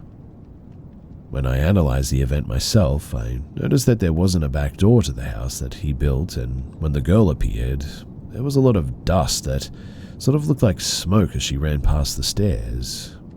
Usually ghosts or entities, they always seem to be made of this sort of smoke that has properties of like mist or something. Strangely though, she seemed so solid and full of saturation when she ran past. But What really made me think was noticing that the dog seemed so confused when he saw it too. This was honestly such a strange event.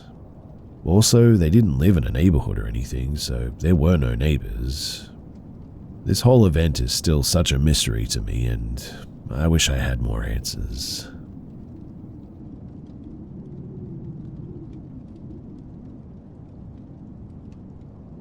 Around 3 months ago, my younger brother woke up screaming bloody murder at around 4 a.m. in the morning, waking up the entire house. After my mother and I came running to see what was happening, he was downstairs crying and screaming that there was a man in his room. After calming him down, he told us the full story. At first, he was dreaming about hands coming from the curtains and reaching out to grab him. After waking up, the hands were still there apparently, but now they were around him on the bed. He shot out of bed screaming, only to be met by a dark figure lurking in the corner of his bedroom. He ran out of his room, down the stairs, and saw my mother standing there. Only my mother and I were just coming out of our rooms to see what all the screaming was about, so that wasn't our mother. My mother and I never saw the figures, only heard the screaming, but my brother swears that they were real and he wasn't dreaming anymore. He did see the real us coming down the stairs, and when he looked back, my mother was gone. He describes it as the scariest thing that he's ever been involved in. Now, about a week ago, a similar thing happened once again, and there were screams. Not as severe as the first time, but still loud enough to wake all of us up. My brother, he was in the hallway crying again. He had seen my deceased dog on her hind legs, with red eyes and a satanic symbol staring at him. I'm not entirely sure if this was a nightmare this time, but my brother is not someone who is easily scared or panicked, so it definitely leaves a bit of a bad taste in my mouth. My first instincts say that it was just dreams and maybe sleep paralysis. I'm not too familiar with paranormal things, so I was hoping to maybe get some pointers here as to what this could be. I'd be lying if I said that I've never felt weird in our house, but I never thought much about it, I guess. It's just an ordinary Dutch family house with no prior history of paranormal activity. I'll try and answer any questions below in the comments section, since I don't really know what other info you might need to help, but I'm happy to provide whatever you need.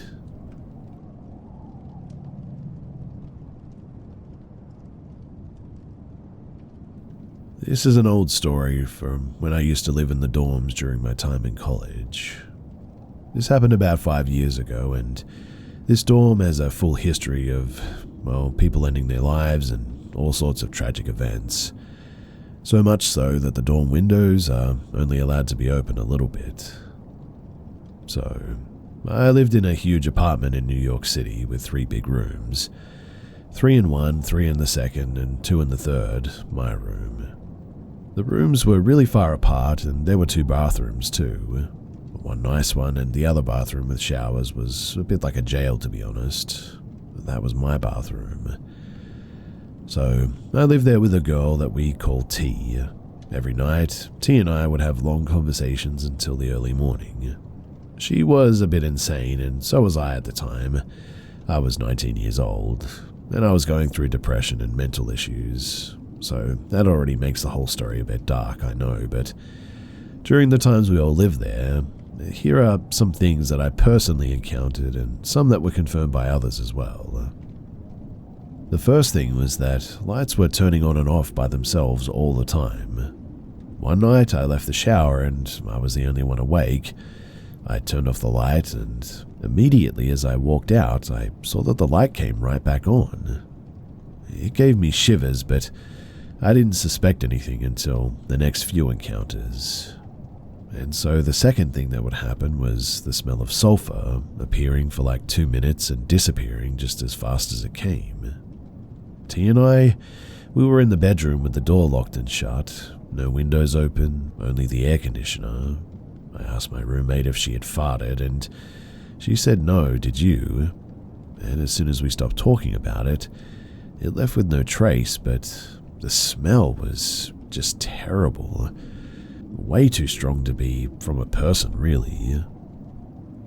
The third thing was hearing long melodic whistling while I shower. It was not a drain too, because I'd been living there for like 2 months and never heard a noise like that. It was melodic and even had a tune. I am a very spiritual person, so this didn't scare me that much, but I definitely felt uncomfortable, so I left the shower in the end. And the fourth thing were entire objects falling off of a bolted desk that they gave you in the dorms.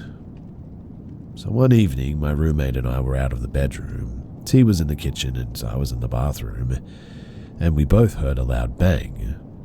When we walked in, everything on our desks was on the floor. We had those tiered desks where there's a base level and shelves above it. T's desk was against the wall of the outside of the building, and mine shared a wall with the other room. I asked the other girls if they were moving around, and they were literally just there, sort of studying and relaxing. And they said no, and also none of their stuff was moved. It wasn't just like a few things fell off too. I mean, every single thing was now on the floor, almost like something or someone just swiped everything off to one side. A normal bang would probably cause just a few items to fall off, right? But not everything. I got uncomfortable with these experiences, so I decided to place my solid gold crucifix charm with a depiction of Jesus in the room. I also started praying at night, and weirdly enough, nothing ever happened after that. But man, I feel bad for anyone who stays in that room in the future, because it is genuinely terrifying.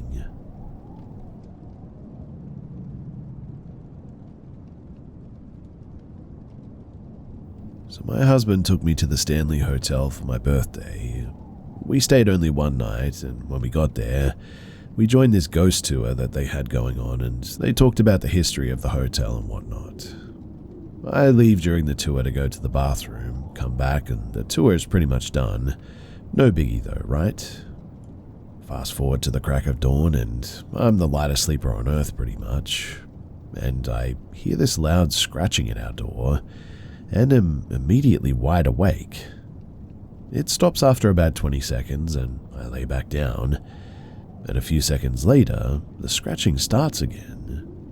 I sit up in bed at this point and was weirded out because to get to our room, you had to go through this corridor where our room was. And furthermore, you had to have a key pass to get through the first door, so it wasn't like you could just walk up to our door or anything, and there was nothing outside our door when we went to bed. The scratching, though, was loud and sounded like claws on a door, and you could tell it was coming from the bottom part of the door. I woke up my husband finally and asked, "Can you hear that scratching at the door?" But the scratching stopped the second that he woke up. He thought that I was crazy and laughed. He said that it was probably people outside, and I said no, it was coming from the door. I was adamant that it was the door too, because I got close enough to confirm it. I could hear it as clearly as I could hear him. He said that I was just looking for a reason to be scared by a ghost, so I must have imagined it. I was getting annoyed because I never mentioned anything about a ghost. All I said is that there was a loud scratching at the door and was wondering what it could possibly be because, we're in a corridor and it sure as heck wasn't people outside of our door. I was dumbfounded and irritated because I had no clue what it was and it was bothering me. What the heck was that, right? I didn't imagine it. So we went to check it out, and I asked the worker what could possibly be scratching at my door that early in the morning. His eyes got big all of a sudden, though, and he went and got another worker who worked there for a long time. I told him everything, and he said that it was a ghost dog that used to wake people up at the crack of dawn by scratching at their door. My husband chimes in at that point and says, "Oh yeah, you were in the bathroom when the guy was talking about the ghost dog." I could have choked him out, honestly, but anyway, I don't know what it was in the end. I didn't see anything, but I sure as heck heard it. And I had to get all of this off my chest because it's been bothering me ever since it happened. My husband, he still thinks I imagined it, but I know for sure that I didn't.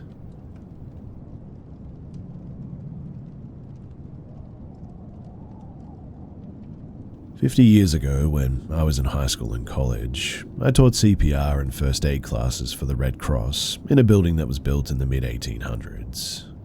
I don't know architecture, but I think it would have been called Victorian, I guess. Most of the time, the classes I taught, they were like 10 to 15 people and ended at around 10 at night. After class, I'd watch everybody leave, lock up, and then clean up. Classes were on the second floor, and I'd have to carry the CPR dummies down to the basement for the storage. Creaky stairs, bad lighting, and shelves with stacked up CPR dummies looking like corpses. Yeah, it was a bit creepy. In fact, that basement was just overall creepy as heck. Always felt like you were being watched down there. I'd hear footsteps following me up the stairs and constantly check over my shoulder.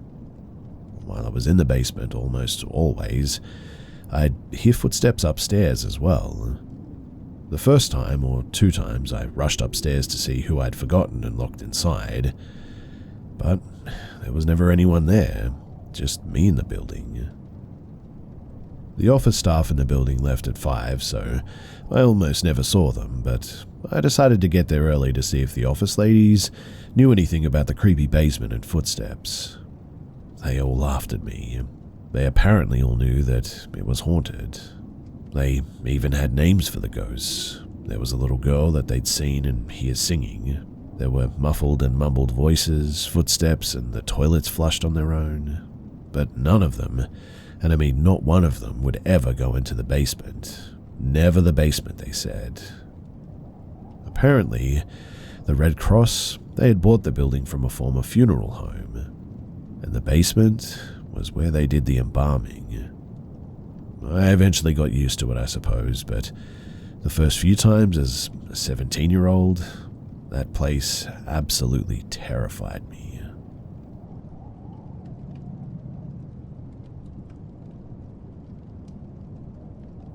I've had many paranormal encounters in my life, whether it be seeing things, hearing things, or even feeling things. My family, they joke that I must have ghosts following me around because it happens so frequently. But we also lived in many haunted places growing up.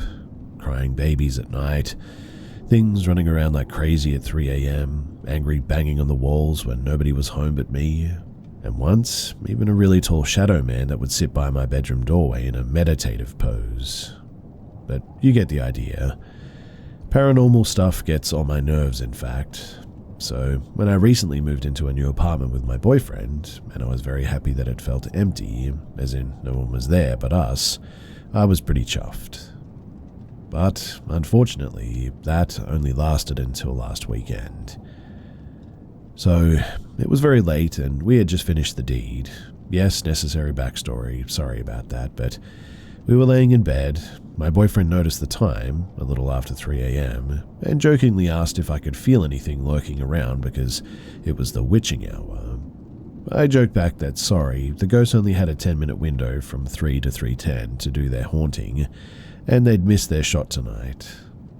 But only a few seconds later, our partly open bedroom door slammed shut violently.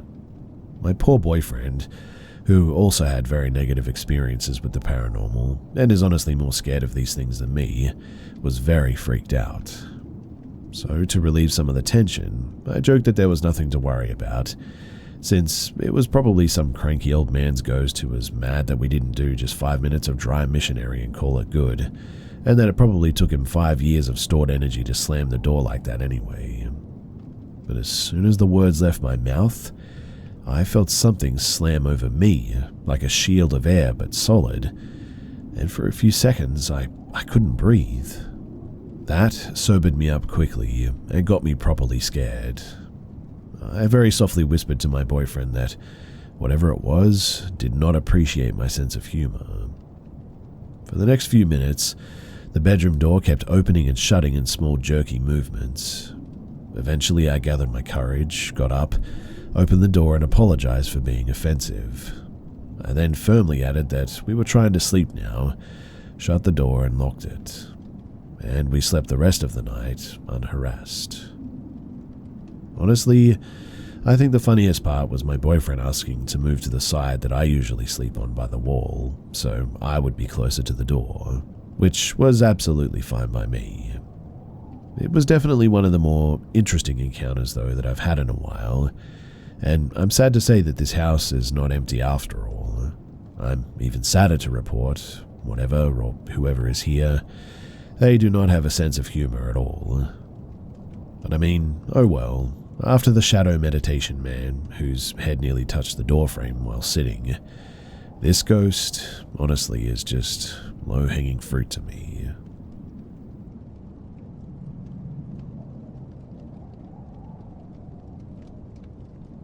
To preface this, I just want to say that me and my wife are both of sound body and mind.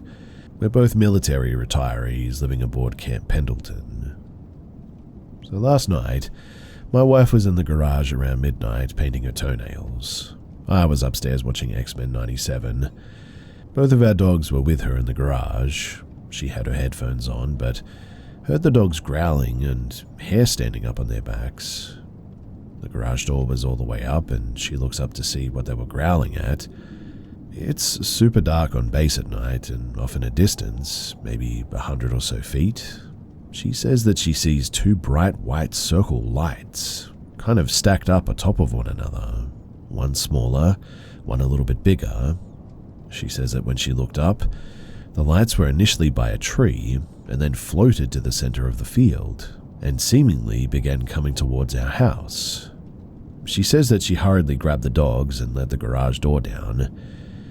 She's an East Texas, rough and rugged sort of gal and not easily scared by much. She said that it wasn't a person and that it was just two balls of light floating there. She's not into UFOs or aliens in a big way. She does believe that they exist though. She's just not into researching and seeking info out on them. And honestly, I'm pretty mad because she didn't tell me anything till the morning. She was like, dude, I forgot to tell you, last night this happened. I was low-key sort of heated because I research this stuff a lot and I enjoy it. But what do you guys think she actually saw? Was it just balls of lightning that we hear about all the time as one possible answer for this? Or was there something more to it?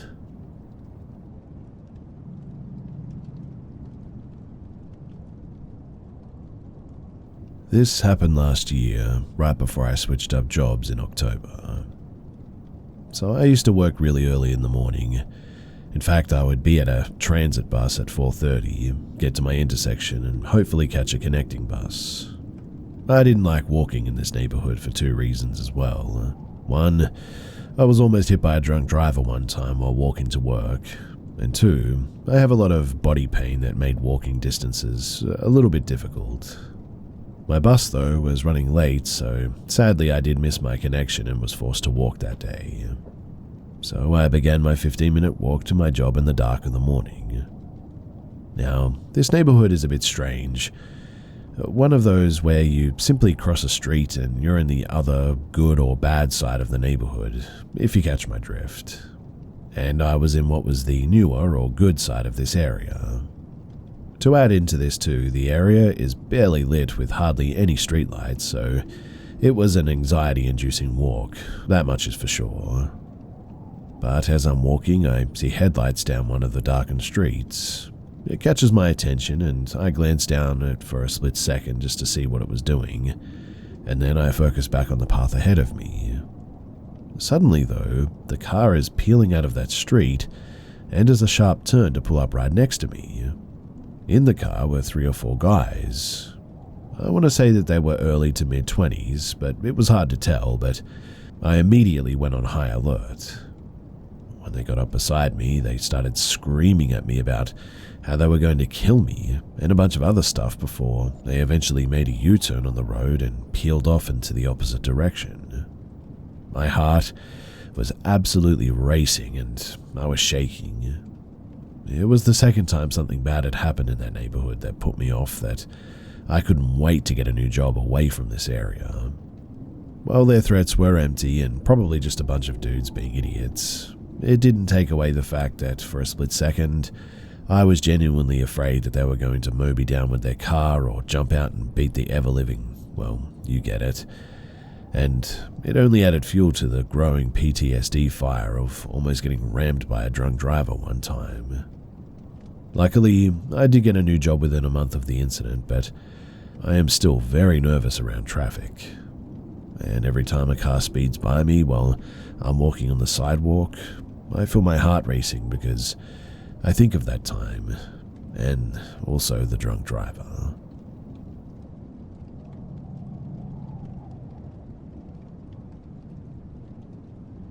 So I'm not big on the paranormal by any means. In fact, I don't really even believe in this stuff for years. I've always thought that this kind of stuff was just total and utter nonsense, really. But for the last year, I have been experiencing some of the weirdest stuff, and genuinely, I cannot explain any of it. I live in a relatively small house, 1,100 square feet, 2 bedrooms, only an attic, no upstairs, attached garage, and the house we lived in was built in the 50s. My family have lived in this house for about 5 years now. We love this house too, and for the first 4 years, we had none of these issues. This all started in about August of last year. I'm going to give you a bit of a list of events here that I now suspect are all related. So the first event was while I was backing into my driveway one day, while switching cars so my wife could leave for work, I saw what looked like a shadowy man on the backup camera enter my house. My heart raced, but I flew into my house, grabbed the bat, and checked every room top to bottom because I was certain I saw someone break in. But in the end, I found nobody. The second event was in September. We started hearing weird sounds, like knocking in the walls. I thought maybe we had mice, but no. The knocking never lasted long, it always was just 3 knocks. Sometimes we would hear it on the doors and on the windows, but that was it. The third event was in November, and I started hearing the sounds of our old switches in the other rooms flipping on and off. It would only happen one time, but it's always on and immediately off. This would mainly be in the kitchen. Sometimes I heard it in the bathroom though, but might I add that I never see the lights go on, but I clearly hear the switches going on and off. The fourth event, and this is when it got really weird. This happened in December one night at exactly 10:30 p.m. while listening to YouTube in the garage and working on my motorcycle. I heard something slide and fall in the living room. Everybody in my house was asleep, so I head to the living room to see where it was. Now, in order to get into the living room from the garage, you have to go through the kitchen, and when I got to the microwave stand, I heard clear as day my voice calling my son's name. It only did it once, but I flew into the living room with my fist cocked, but saw nothing. But when I looked around the living room, one of the pictures above my couch, it had fallen down, and it was the one of my son. Now, the fifth event, we hear stomping between our rooms and my son's room. It sounds like it's pacing between our rooms, and it is a short hallway, maybe 18 feet. It never lasts long, but it's weird. The sixth event, random toys are making noise now. We're still hearing the footsteps too, but they're not stamps or stomps anymore. More like sprinting, in fact. Like something is sprinting back and forth in the hallway, and always just the hallways. Weirdly, all of this stopped in February, until today when we started hearing weird knocks again, and now both me and my wife have the weird feeling that we're being watched. In fact, my arm hair has been standing up on its own for no reason. It's really weird to me, and I don't know what to do. And that's it. Nothing too crazy, I guess, but It's just all really weird stuff that I really cannot explain. Again, I don't know what this is or how to explain it, but if you guys have any ideas of how to make any of this stop, then I am genuinely all ears.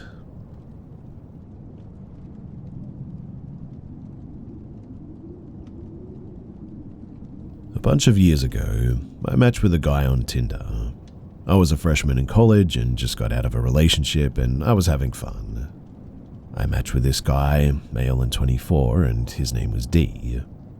He was a little bit odd, but we had similar interests and went to the same school, so I thought, you know what, why not?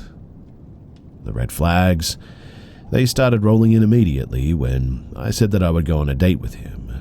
Of course, the fact that he was so much older isn't lost on me as the initial red flag, I guess, but at this time, I didn't have a car and D offers to pick me up, but tells me that he's not in town, but he would leave his grandmother's funeral early, which was at a minimum 5 hours away, to come and pick me up. He showed up in sweatpants, a wife beater, and flip-flops, which struck me as odd because he said that he was coming from a funeral. We hadn't made any plans, really, just to go out and get a bite to eat and hang out, I guess. Since he had been out of town, he asked if it was okay if we stopped to pick up his dog. He had left the dog with a friend, apparently. I like dogs, so I was like, yeah, sure, no problem. It's dark, and we pull up to an apartment complex, and he leaves me in the car and comes back with a golden retriever. The dog immediately starts growling at me, which honestly had never happened to me before, so I start feeling a little bit weird about that.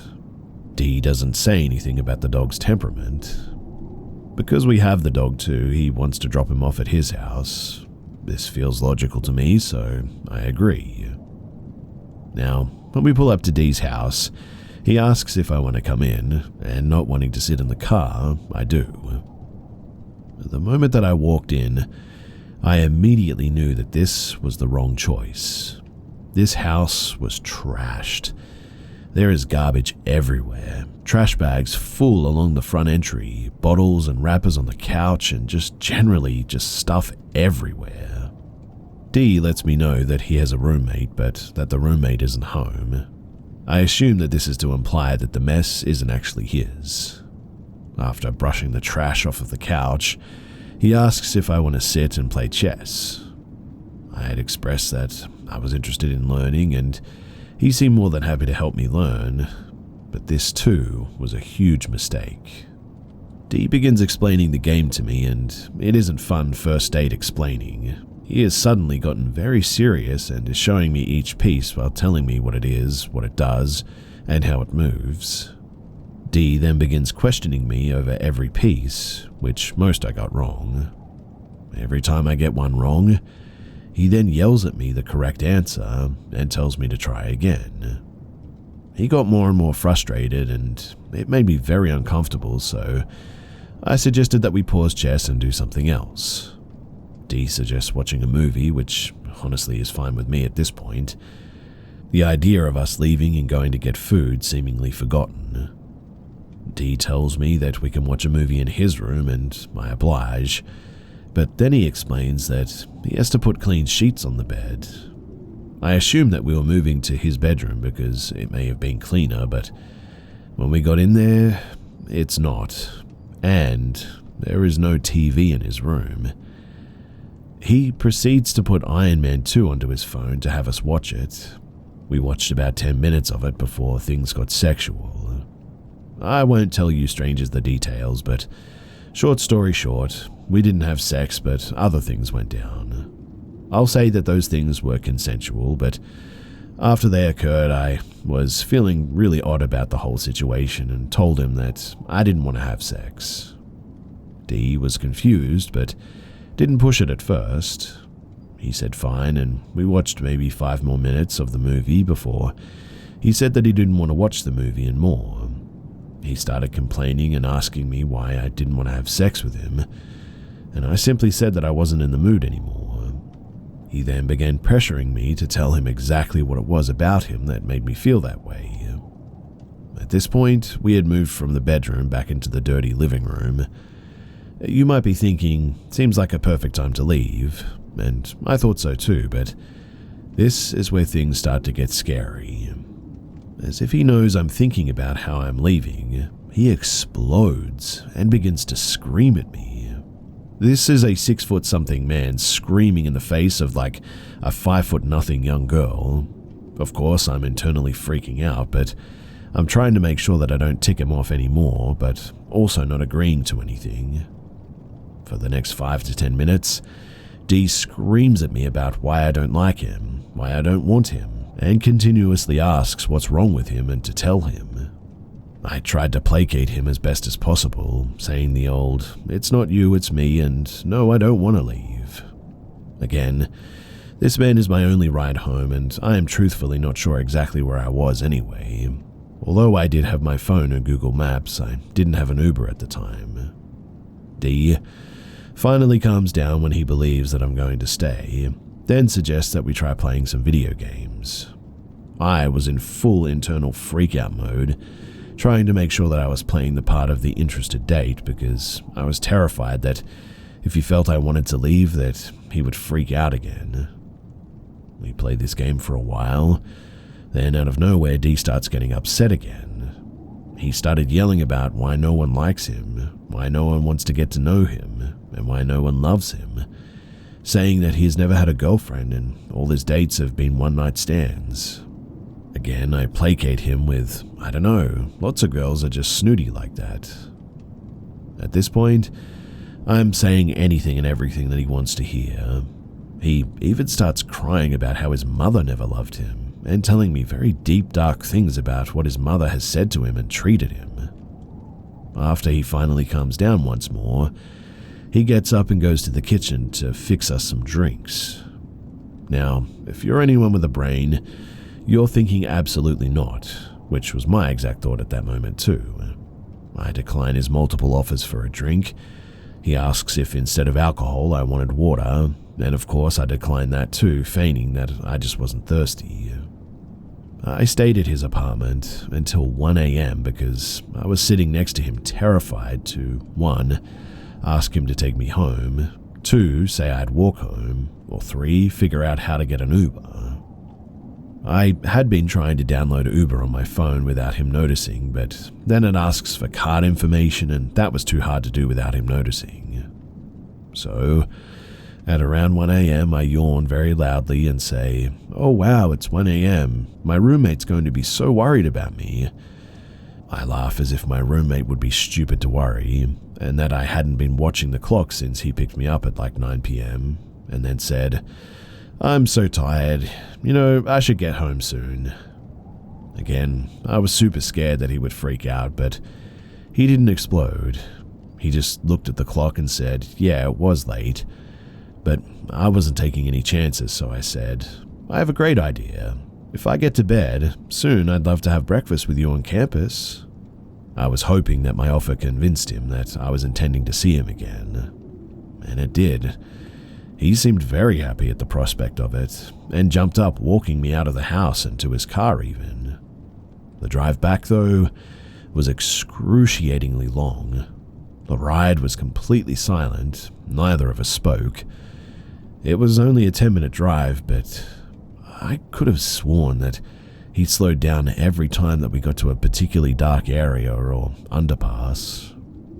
He dropped me off and I smiled and made a good show of being tired yet excited to see him tomorrow. He offered multiple times to walk me to my door, but I declined every time and said that I didn't want to bother him and that I'd see him tomorrow. I walked myself to the building, and the moment that I got around that corner, I sprinted so fast up those stairs and to my door before he could change his mind and follow me to the door. When I got in my dorm room, I genuinely felt like I had just escaped a serial killer. Even now, sharing this, it genuinely makes my heart race a bit. I never met up with him, obviously, but he begged me for multiple days after to meet up with him again. He even asked to pay me $20 an hour to sit near him in the library. I declined, obviously, and I only ever saw him once after the gym on campus. he didn't see me and I just left immediately. I've thought about D occasionally since that date and wondered if all those girls that he had one-night stands with had the same experience that I did. I still sometimes wonder how many girls were there after me and if they got away like I did.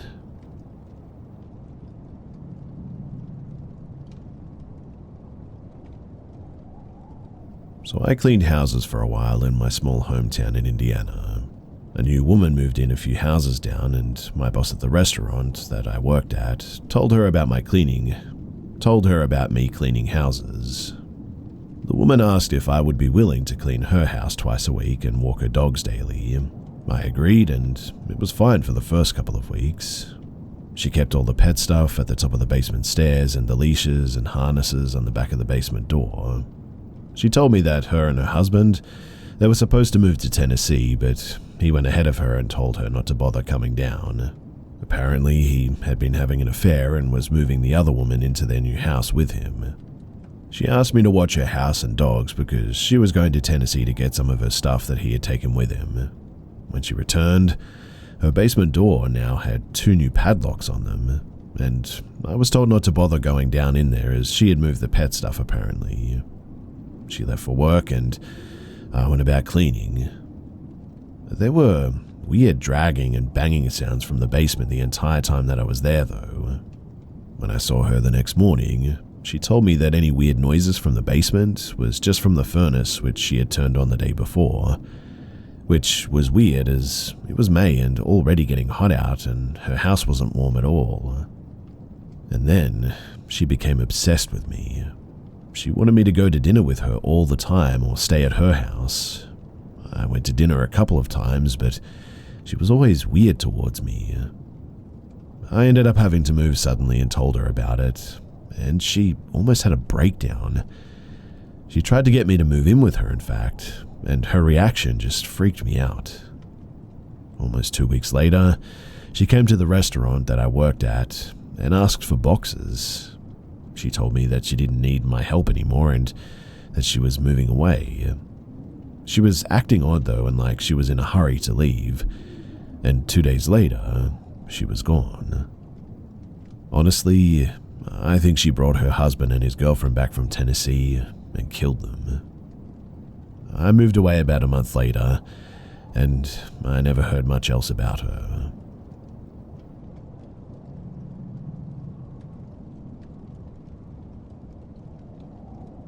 My grandma used to live in a 4 stories high flat, and she was on the top floor. She lived there for like 50 plus years, and the whole building is like at least 100 plus years old. Now, when my mum was a little girl, she experienced a lot of creepy stuff. She told me this particular story as I grew a bit older that really stuck with me all these years. One night, while she was sleeping in bed with her little sister, they shared a room. She looked over to the door and saw a man standing in the shadows. Full of fear, she froze and didn't know what to do, so she just stared at this man and decided to wake her sister up while having her eyes fixed on this guy. Her sister woke up and began to cry after seeing this, and her parents, they came into the room and then the man was just gone. Another thing my mum told me was beside the garden door on the bottom floor, there was this little indoor storage area where all residents of the flat could store their bikes, scooters, etc. My mum told me not to go in it. She legit told me that it's haunted and to stay away from it. I never went close to it. In fact, I remember every time I had to go up to my grand's by myself, I would feel an eerie feeling coming from that little compartment, and I would just sprint up the stairs. I would also feel as if something was following me from behind as I was going up those stairs. It was weird.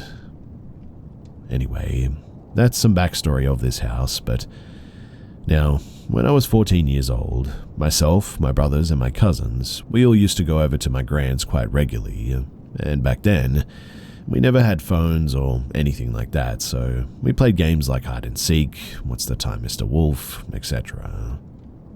One day, it was just me and one of my cousins. He was around 11. All of the adults used to sit in the living room, and They used to tell us to just go and play, because we used to scream, and they used to tell us to close the door as well, which we always did. So my cousin and I decided to play hide and seek this day. I tell him that I'll seek and he hides. He agrees and he goes to hide. I face the wall and begin to count down, and when I finish, I go look for him. I start by the kitchen and he's not there. I go to the bathroom, not there either. Then I go to my grandparents' bedroom. Inside the bedroom, they had this closet. Well, it was more like a small room with plenty of space in there for like 4 people. But this is where they stored a bunch of blankets and old sort of traditional furniture. And as I entered the bedroom, to my surprise, he jumps out from the closet with both of his hands on his throat, crisscrossing each other, looking pale and sort of blue. And what he says next, I'll never forget. He says to me, with tears in his eyes, "Why did you strangle me?" My first instinct was to call him stupid and say, "I didn't." But then he says, "You were behind me, strangling me. I saw your face." This sent shivers down my spine. In my head, I'm thinking, if I'm currently in front of you, how could I have just teleported in front of you if I was right behind you a second ago?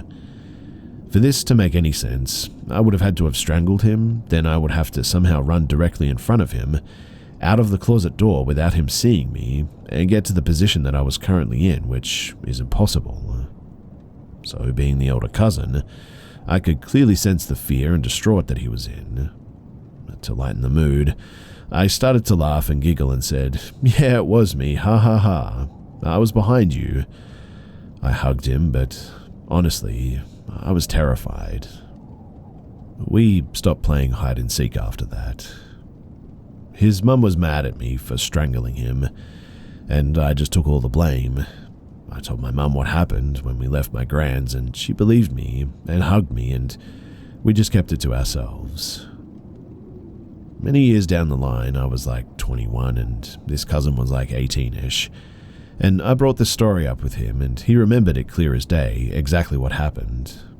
We talked, and now that he was way older, he understood what had happened and that it was completely impossible for me to be in front of him like that, and also behind him, strangling him a moment ago. He thanked me for giving him that comfort at that young age and telling him that it was me strangling him. He said for many years that he believed it was me, because I told him it was. He also said that if I didn't say that it was me, he would have been paranoid for the rest of his life. He said that as he grew older, he started to think about that day and started to realize that there was just no possible way it could have been me strangling him if I had just come into the bedroom. In other words, he had started to put it together himself. Thankfully, that house has now been sold, but even as I grow older, there are moments when I feel the urge to drive by it again. Yet, as I approach, a sense of unease creeps over me suddenly, and I find myself accelerating desperately to escape its haunting grip just a little bit quicker.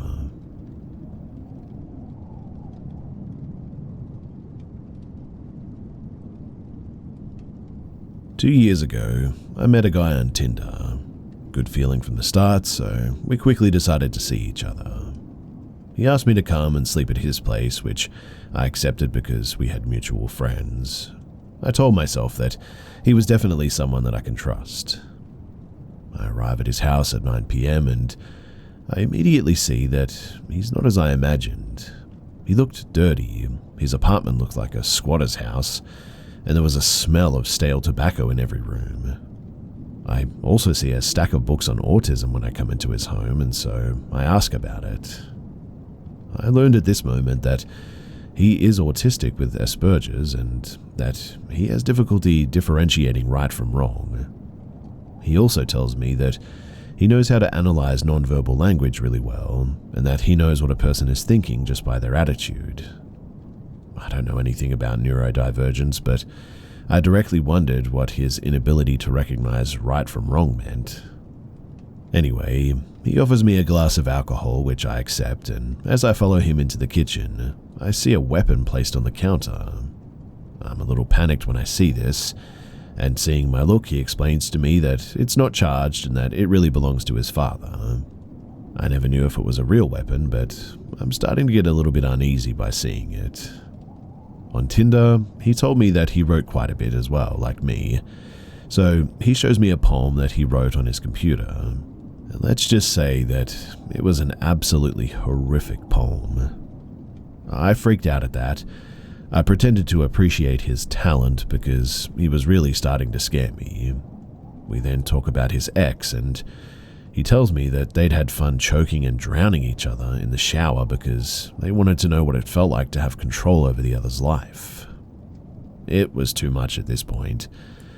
I had swept away a lot of red flags in just a few hours, but I just wanted to leave. Problem was, I had to sleep at his house, so I had to find a plausible excuse to leave without him understanding that I was fleeing the situation. Honestly, I was afraid that he had bad intentions and would come after me if he understood that I was afraid and that I had understood his little game. I discreetly send a message to my father with the address so that he can come and pick me up immediately. I explained to the boy that ultimately I couldn't stay, but that I was really disgusted at not being able to stay longer. I played the hypocrite to perfection. At that moment, we were both in bed, and I was just looking at my phone, waiting for only one thing, to find out when my father was going to be there. At one point, he asks if I'm in a hurry to leave, though, because he notices that I'm looking at my phone regularly. I was scared because I remember him saying that he knew what a person was thinking just by his attitude. I told myself that he was going to take action if I didn't hide my fear, so I managed to make him believe, at least I had that impression, that everything was fine and that I was in absolutely no hurry to leave. He offers me a massage, which I try to refuse, but not wanting him to understand my discomfort, especially since I was soon out of trouble, I accepted. I eventually find myself in my underwear, him on top, and it was horrible. And just as he was about to touch my chest, my phone rang. My father was in front of his house, so I get dressed quickly and barely say goodbye to him as I leave the apartment. I sent him one last message explaining that I didn't want to follow up because his behavior really freaked me out, and then I blocked him. Believe it or not, too, one of my friends matched with him on Tinder a few days later. He had offered to come and sleep at his place, and obviously I warned my friend, who didn't follow up with this guy. Now, I don't know if he was just weird or if something could have happened to me, but I guess the moral of the story is to be careful on Tinder, because it's true that you never really know a person.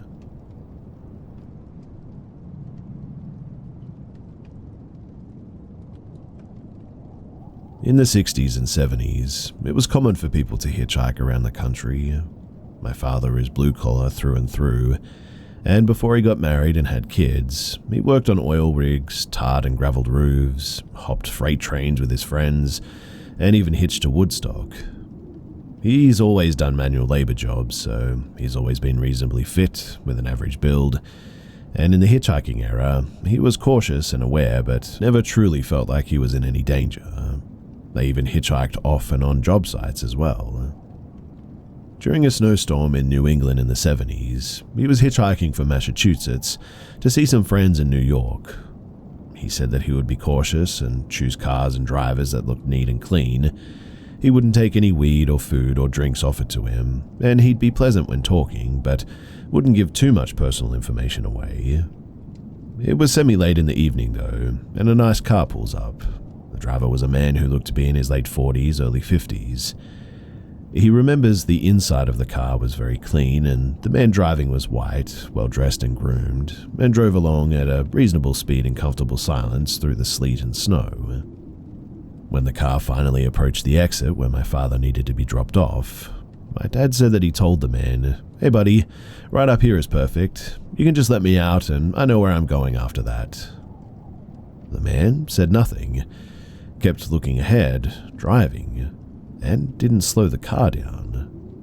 My dad said he then was getting a little bit nervous, so he put his tough guy voice on and went, "Hey man, I'm not looking for trouble here. I told you that you can pull over and I'll handle it from here. "Pull the car over, man." The driver then turned to face my dad, and he could feel the car starting to speed up faster, and the guy started smiling. The way he described it made it sound like the creepypasta story The Smiling Man, to be honest. It didn't matter that my father was cursing him out, he just had a blank look behind his eyes and a giant smile. The man then said really quietly to my father, "And where do you think you're going?" He still kept the big moony smile on his face.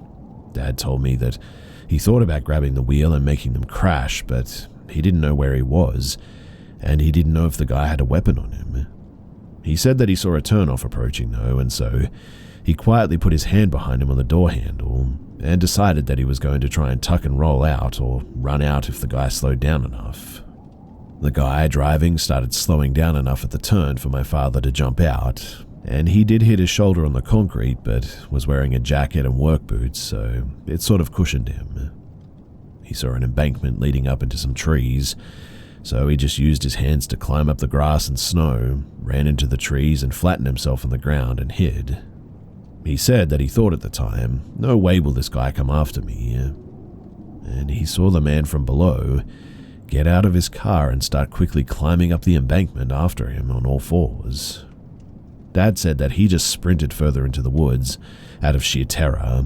He was banged up by some branches and didn't know if he was about to run into a retaining pond and drown or go off the side of a cliff, but he wasn't going to lie there and wait for this guy to find him.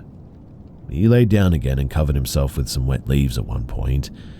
He was too scared to look up and check if the guy was coming after him. He heard noises in the distance, and he believes the man at least attempted to enter the woods. So he laid on the leaves and slush for a long time until he had the courage to slowly move out towards the highway and the off-ramp. In the car, he had left his scarf and a duffel bag of clothes and stuff, but thankfully nothing with his ID. Dad said that he ended up just huddling into himself and kept walking as fast as he could on the shoulder of the road, occasionally ducking into the woods when he heard a lone car coming, and he didn't stop walking until he found the closest town to call someone for help. He never did report it, never hitchhiked again either, even with his friend in a group. He says that even after all these years, he can still picture the guy's face, exactly what he looked like, what he was wearing, and even what the car looked like. I once offered would he like to look at some true crime things to see if he can match the face in case there were actual active serial killers in the area, but he doesn't like to go there and didn't want to do it. He tries to scoff it off and joke about it a lot, but I know that this has stayed with him his whole life because it has honestly really scared him.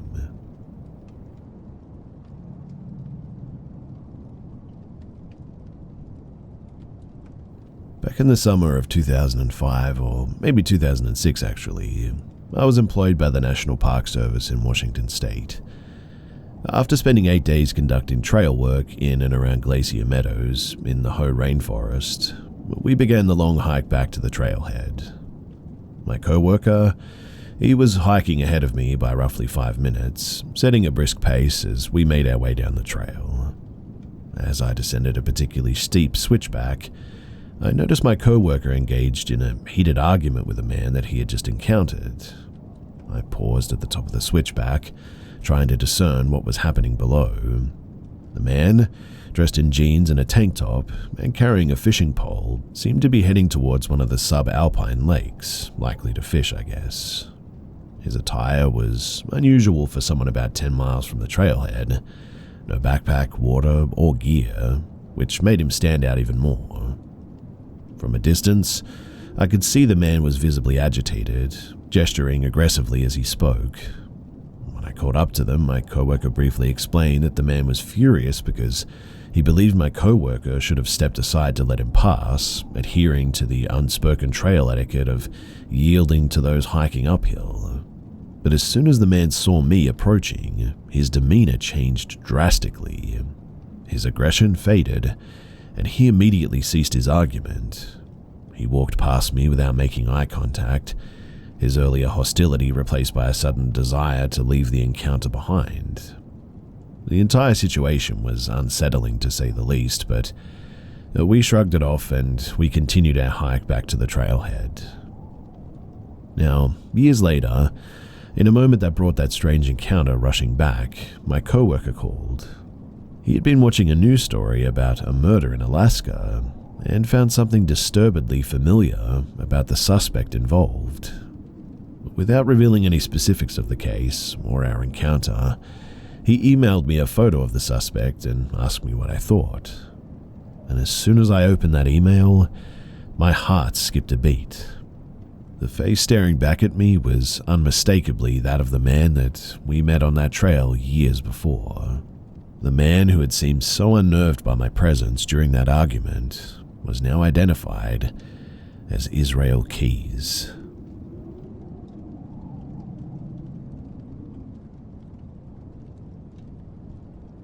I've always believed in the paranormal. That saying, I still sometimes tend to want to debunk paranormal experiences because, honestly, it's, well, just downright terrifying. This is one experience that still freaks me out, but I sometimes like to play it off as just sleep paralysis, I guess. The experience, it happened late one night in my bedroom. Now, my bedroom was super small and I had bunk beds even though I was an only child. I always slept on the bottom bunk and, like usual, that's where I was. I had finally decided to lay down and try to fall asleep. I was lying on my side facing the wall when I felt like I was being watched. You know when the hairs on the back of your neck stand up and it just feels like somebody's in the room with you? Well, that's the feeling that slowly started to creep up on me. My room was pitch black, and as a kid I had caught myself staring into the dark and seeing things in the corners of my room. But this night, I was facing away from the rest of the room, which was a bit odd. Suddenly, though, the feeling changed to not just being watched, but it genuinely felt like somebody was right behind me. That's when I felt someone breathe down my neck. I remember going stiff because it felt like someone was hovering over my back and breathing on my neck. I had this surge to turn around and see what it was, or if it was just my overactive imagination, but I was too scared to even move. My eyes were still open, just staring at my bedroom wall as I felt the hot air on my neck. Finally, I got up the courage to whip my body around so that I wasn't wondering what was behind me when I heard this deep male voice that said, "Don't turn around." So in the end, I didn't. I just slammed my eyes shut and I laid there in absolute terror until I felt the presence behind me leave, the adrenaline pumping through my dissipate, and then, eventually, I must have just fell asleep. So, I need some thoughts on what you guys think. If whether or not this was sleep paralysis or a genuine paranormal encounter.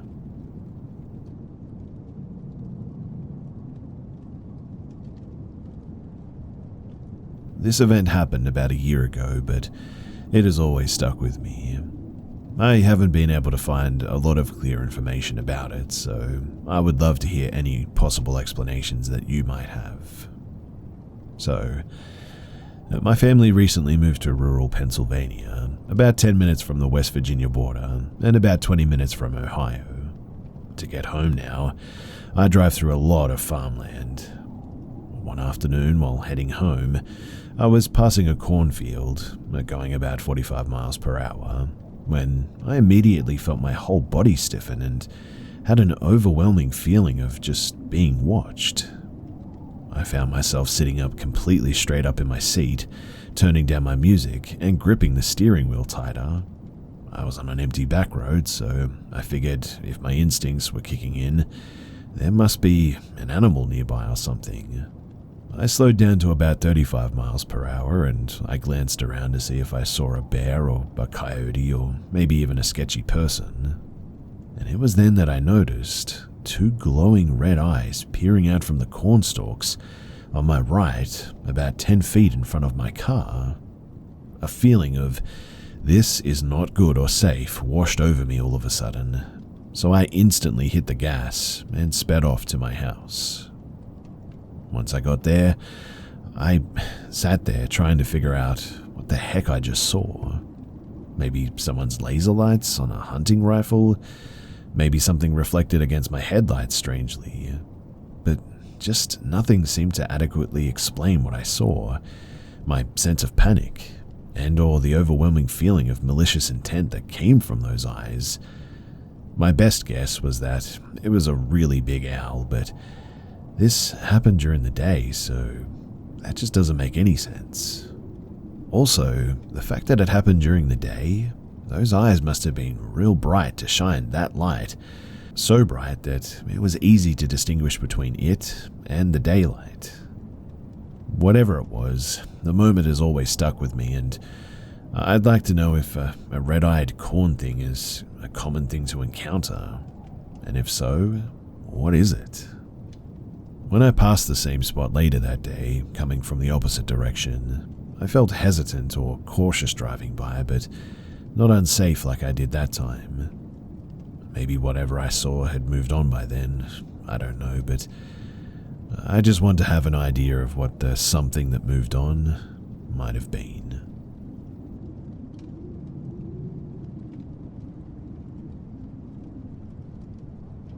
I live on this big piece of sort of farmland, I guess, with two homes. The house my husband and I live in and the house that is owned by his grandparents is a short walking distance away.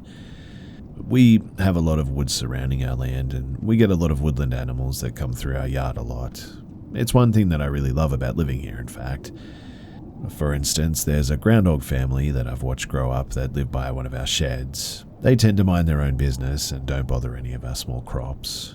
But anyways, our dogs kind of just know the territory and walk around freely between our two homes in the large field. I guess you could call them farm dogs, but they don't really do anything. My dog is a 3-legged, 15-year-old Chihuahua that manages to get around better than me somehow, and Nana's really fat beagle who would lick you to death pretty much. We're also dog-sitting my mother-in-law's big dog for 4th of July weekend since she's going to be somewhere with lots of fireworks. He really doesn't like them, and he's familiar with our home.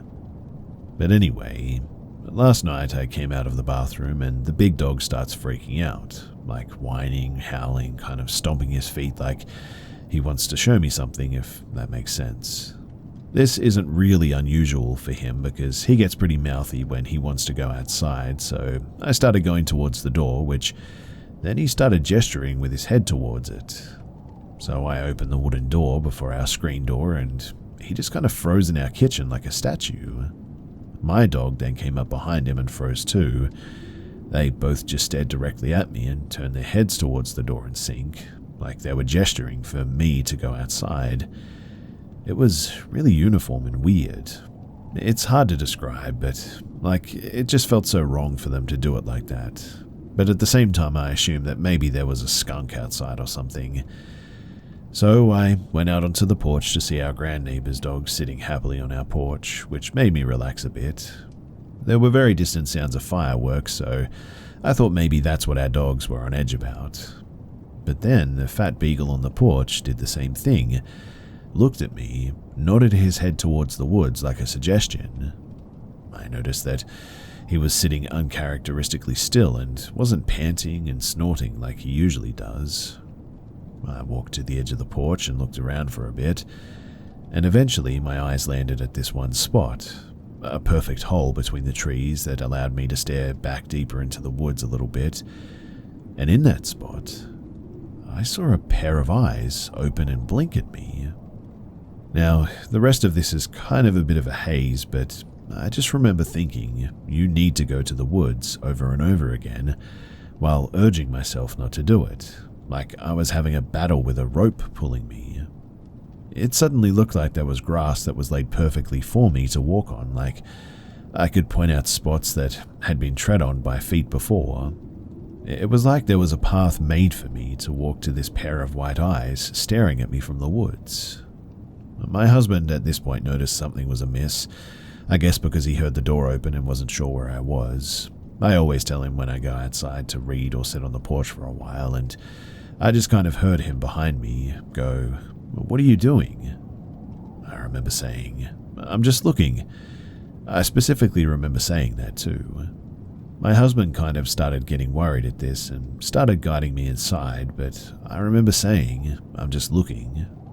He finally ushered me inside and shut the door, turned around, wide-eyed, and kind of questioned, "You do not need to go out into the woods.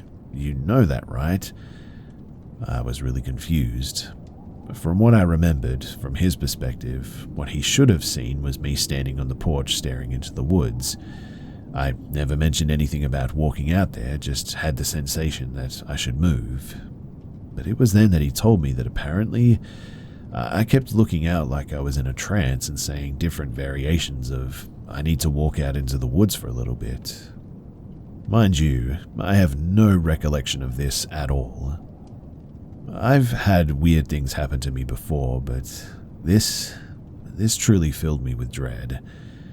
I don't understand what happened, and I'm honestly really frightened about any of us going outside alone for a bit. I really, really feel like there's something trying to lure us into the woods or something. I know that sounds crazy, but honestly, that's how it felt.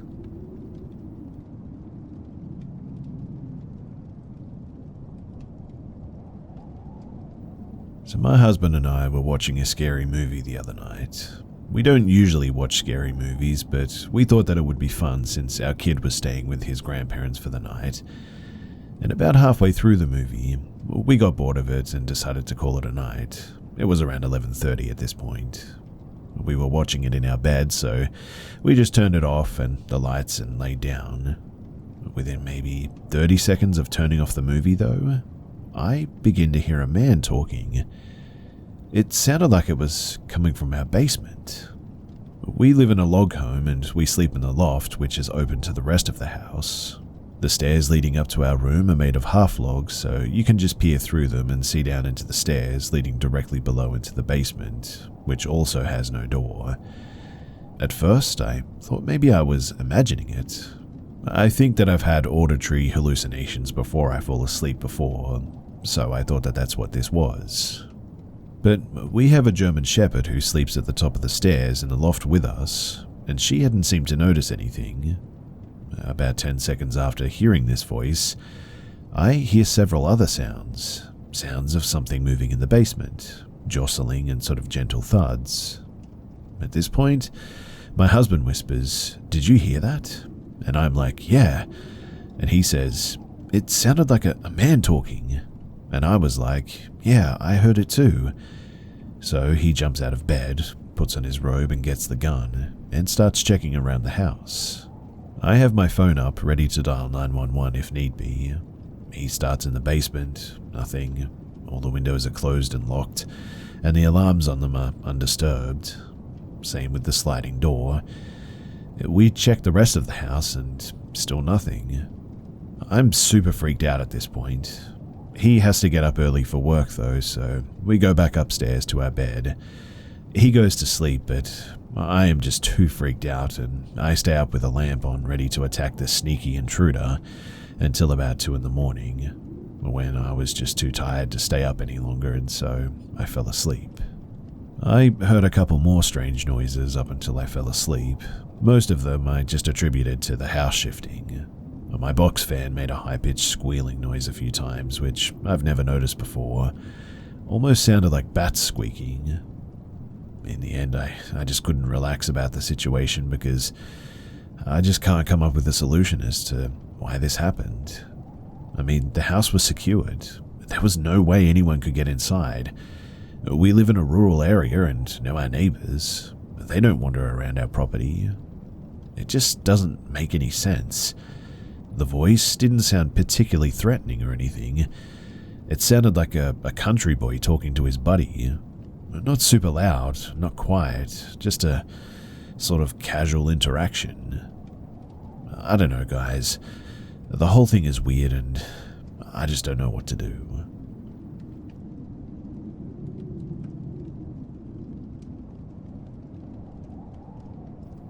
Back in the summer of 2020, I was traveling with my partner to Boise, Idaho from Colorado to visit his family and stay for a camping trip. The trek is nearly 15 hours long, and while you can do it in a day, it's better if you stop to rest. Having lived in Utah at one point in time, I was pretty eager to show him the natural hot springs in Spanish Fork. They are located deep in Diamond Fork Canyon and require about a 45-minute hike from the parking lot. But still, we were both excited to get out and moving after 7 hours in the car. When we arrived at the first parking lot, however, the gate was shut and locked tight. A sign taped to the metal read "Closed, absolutely no access to hot springs, fines $2,000 max," or something to that nature. Obviously, we were pretty bummed. COVID had shut down many things, and we figured that this was outside, so there's no way that it was going to be closed. After some research on the government website, we discovered that a body had possibly been found in the springs and was likely the cause for the locked gate. Sad and tired of sitting in the car, we drove back down the canyon road to find a spot to camp for the night. Most of the more established campsites were closed due to COVID or were already taken for the night. This was fine though, since we prefer more dispersed camping anyway. So we picked a random spot to turn on as we drove closer to exiting the canyon. It was Road 338. Most of the road was a well-kept dirt road. We passed some promising spots near a creek and maybe 2 or 3 other people already set up for the night. We wanted to go a little further to see if there was anything with that wow factor. It sounds funny, I know, but some sites give off that "this is the one" feeling. Finally, though, we came to a dead end in the main road with a fire mitigation road to the right. At this very spot, there was a strange boulder with some type of inscription on it, partially surrounded by a wooden fence. And I had to investigate. The inscription read "Diamond Battle, June 20, 1866. It was a memorial for a battle that happened right here. A feeling of uneasiness and oddly respect, I guess, washed over me. After traveling up the fire road and not finding what we were hoping for in a campsite, we decided to pick a spot by the small creek that we had passed on the way in. It was getting dark quickly now, but we set up our tent in no time at all and we got a fire going. The creek was loud but peaceful. Although, ever since I read that inscription, I couldn't shake this strange feeling. I'm not a paranoid person, but I kept feeling on the edge of my seat, like someone was watching us from the woods just across the water. As the night grew darker, this feeling grew stronger as well. I decided that I didn't want to be in the open anymore and retreated to the tent to get some rest while my partner stayed up to enjoy the fire. I snuggled into our sleeping bag and I exhaled comfortably, listening to the creek that was now much quieter and was a bit further from the tent. I started to drift off when I heard it. There was soft chanting, rhythmic drums. My eyes shot open. Was I really hearing that? I strained my ears to listen over the running water. I couldn't quite get a clear sound, but something was definitely there. This is when I noticed the ground was also rumbling, as if horses were stampeding down the road, 100 feet from our site.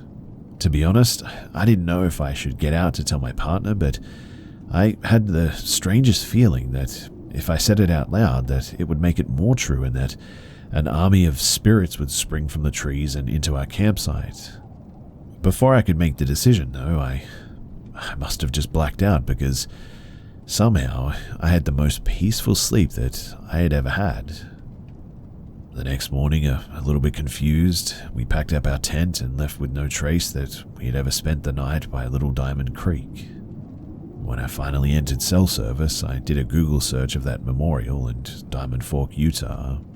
Turns out, there was a battle there between the Utes and the Mormon militia, and lives were lost on that mountainside.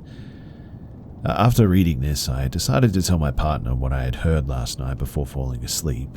I told him about the chanting and the drumming and even the stomping of the horses, and he looked at me, shock in his eyes, in disbelief, and said that he had apparently heard the exact same thing. And now that I think about it, I guess I was only in the tent maybe 10 minutes before he seemed to get spooked, standing alone by the fire, hearing this distant chanting and drums. And apparently, he came into the tent and experienced that same sort of peaceful blackout that I had. When I think back about it though, I feel as though we were being watched over by some Native Americans or something that lost their lives there. A strong but calm and protective presence, I guess.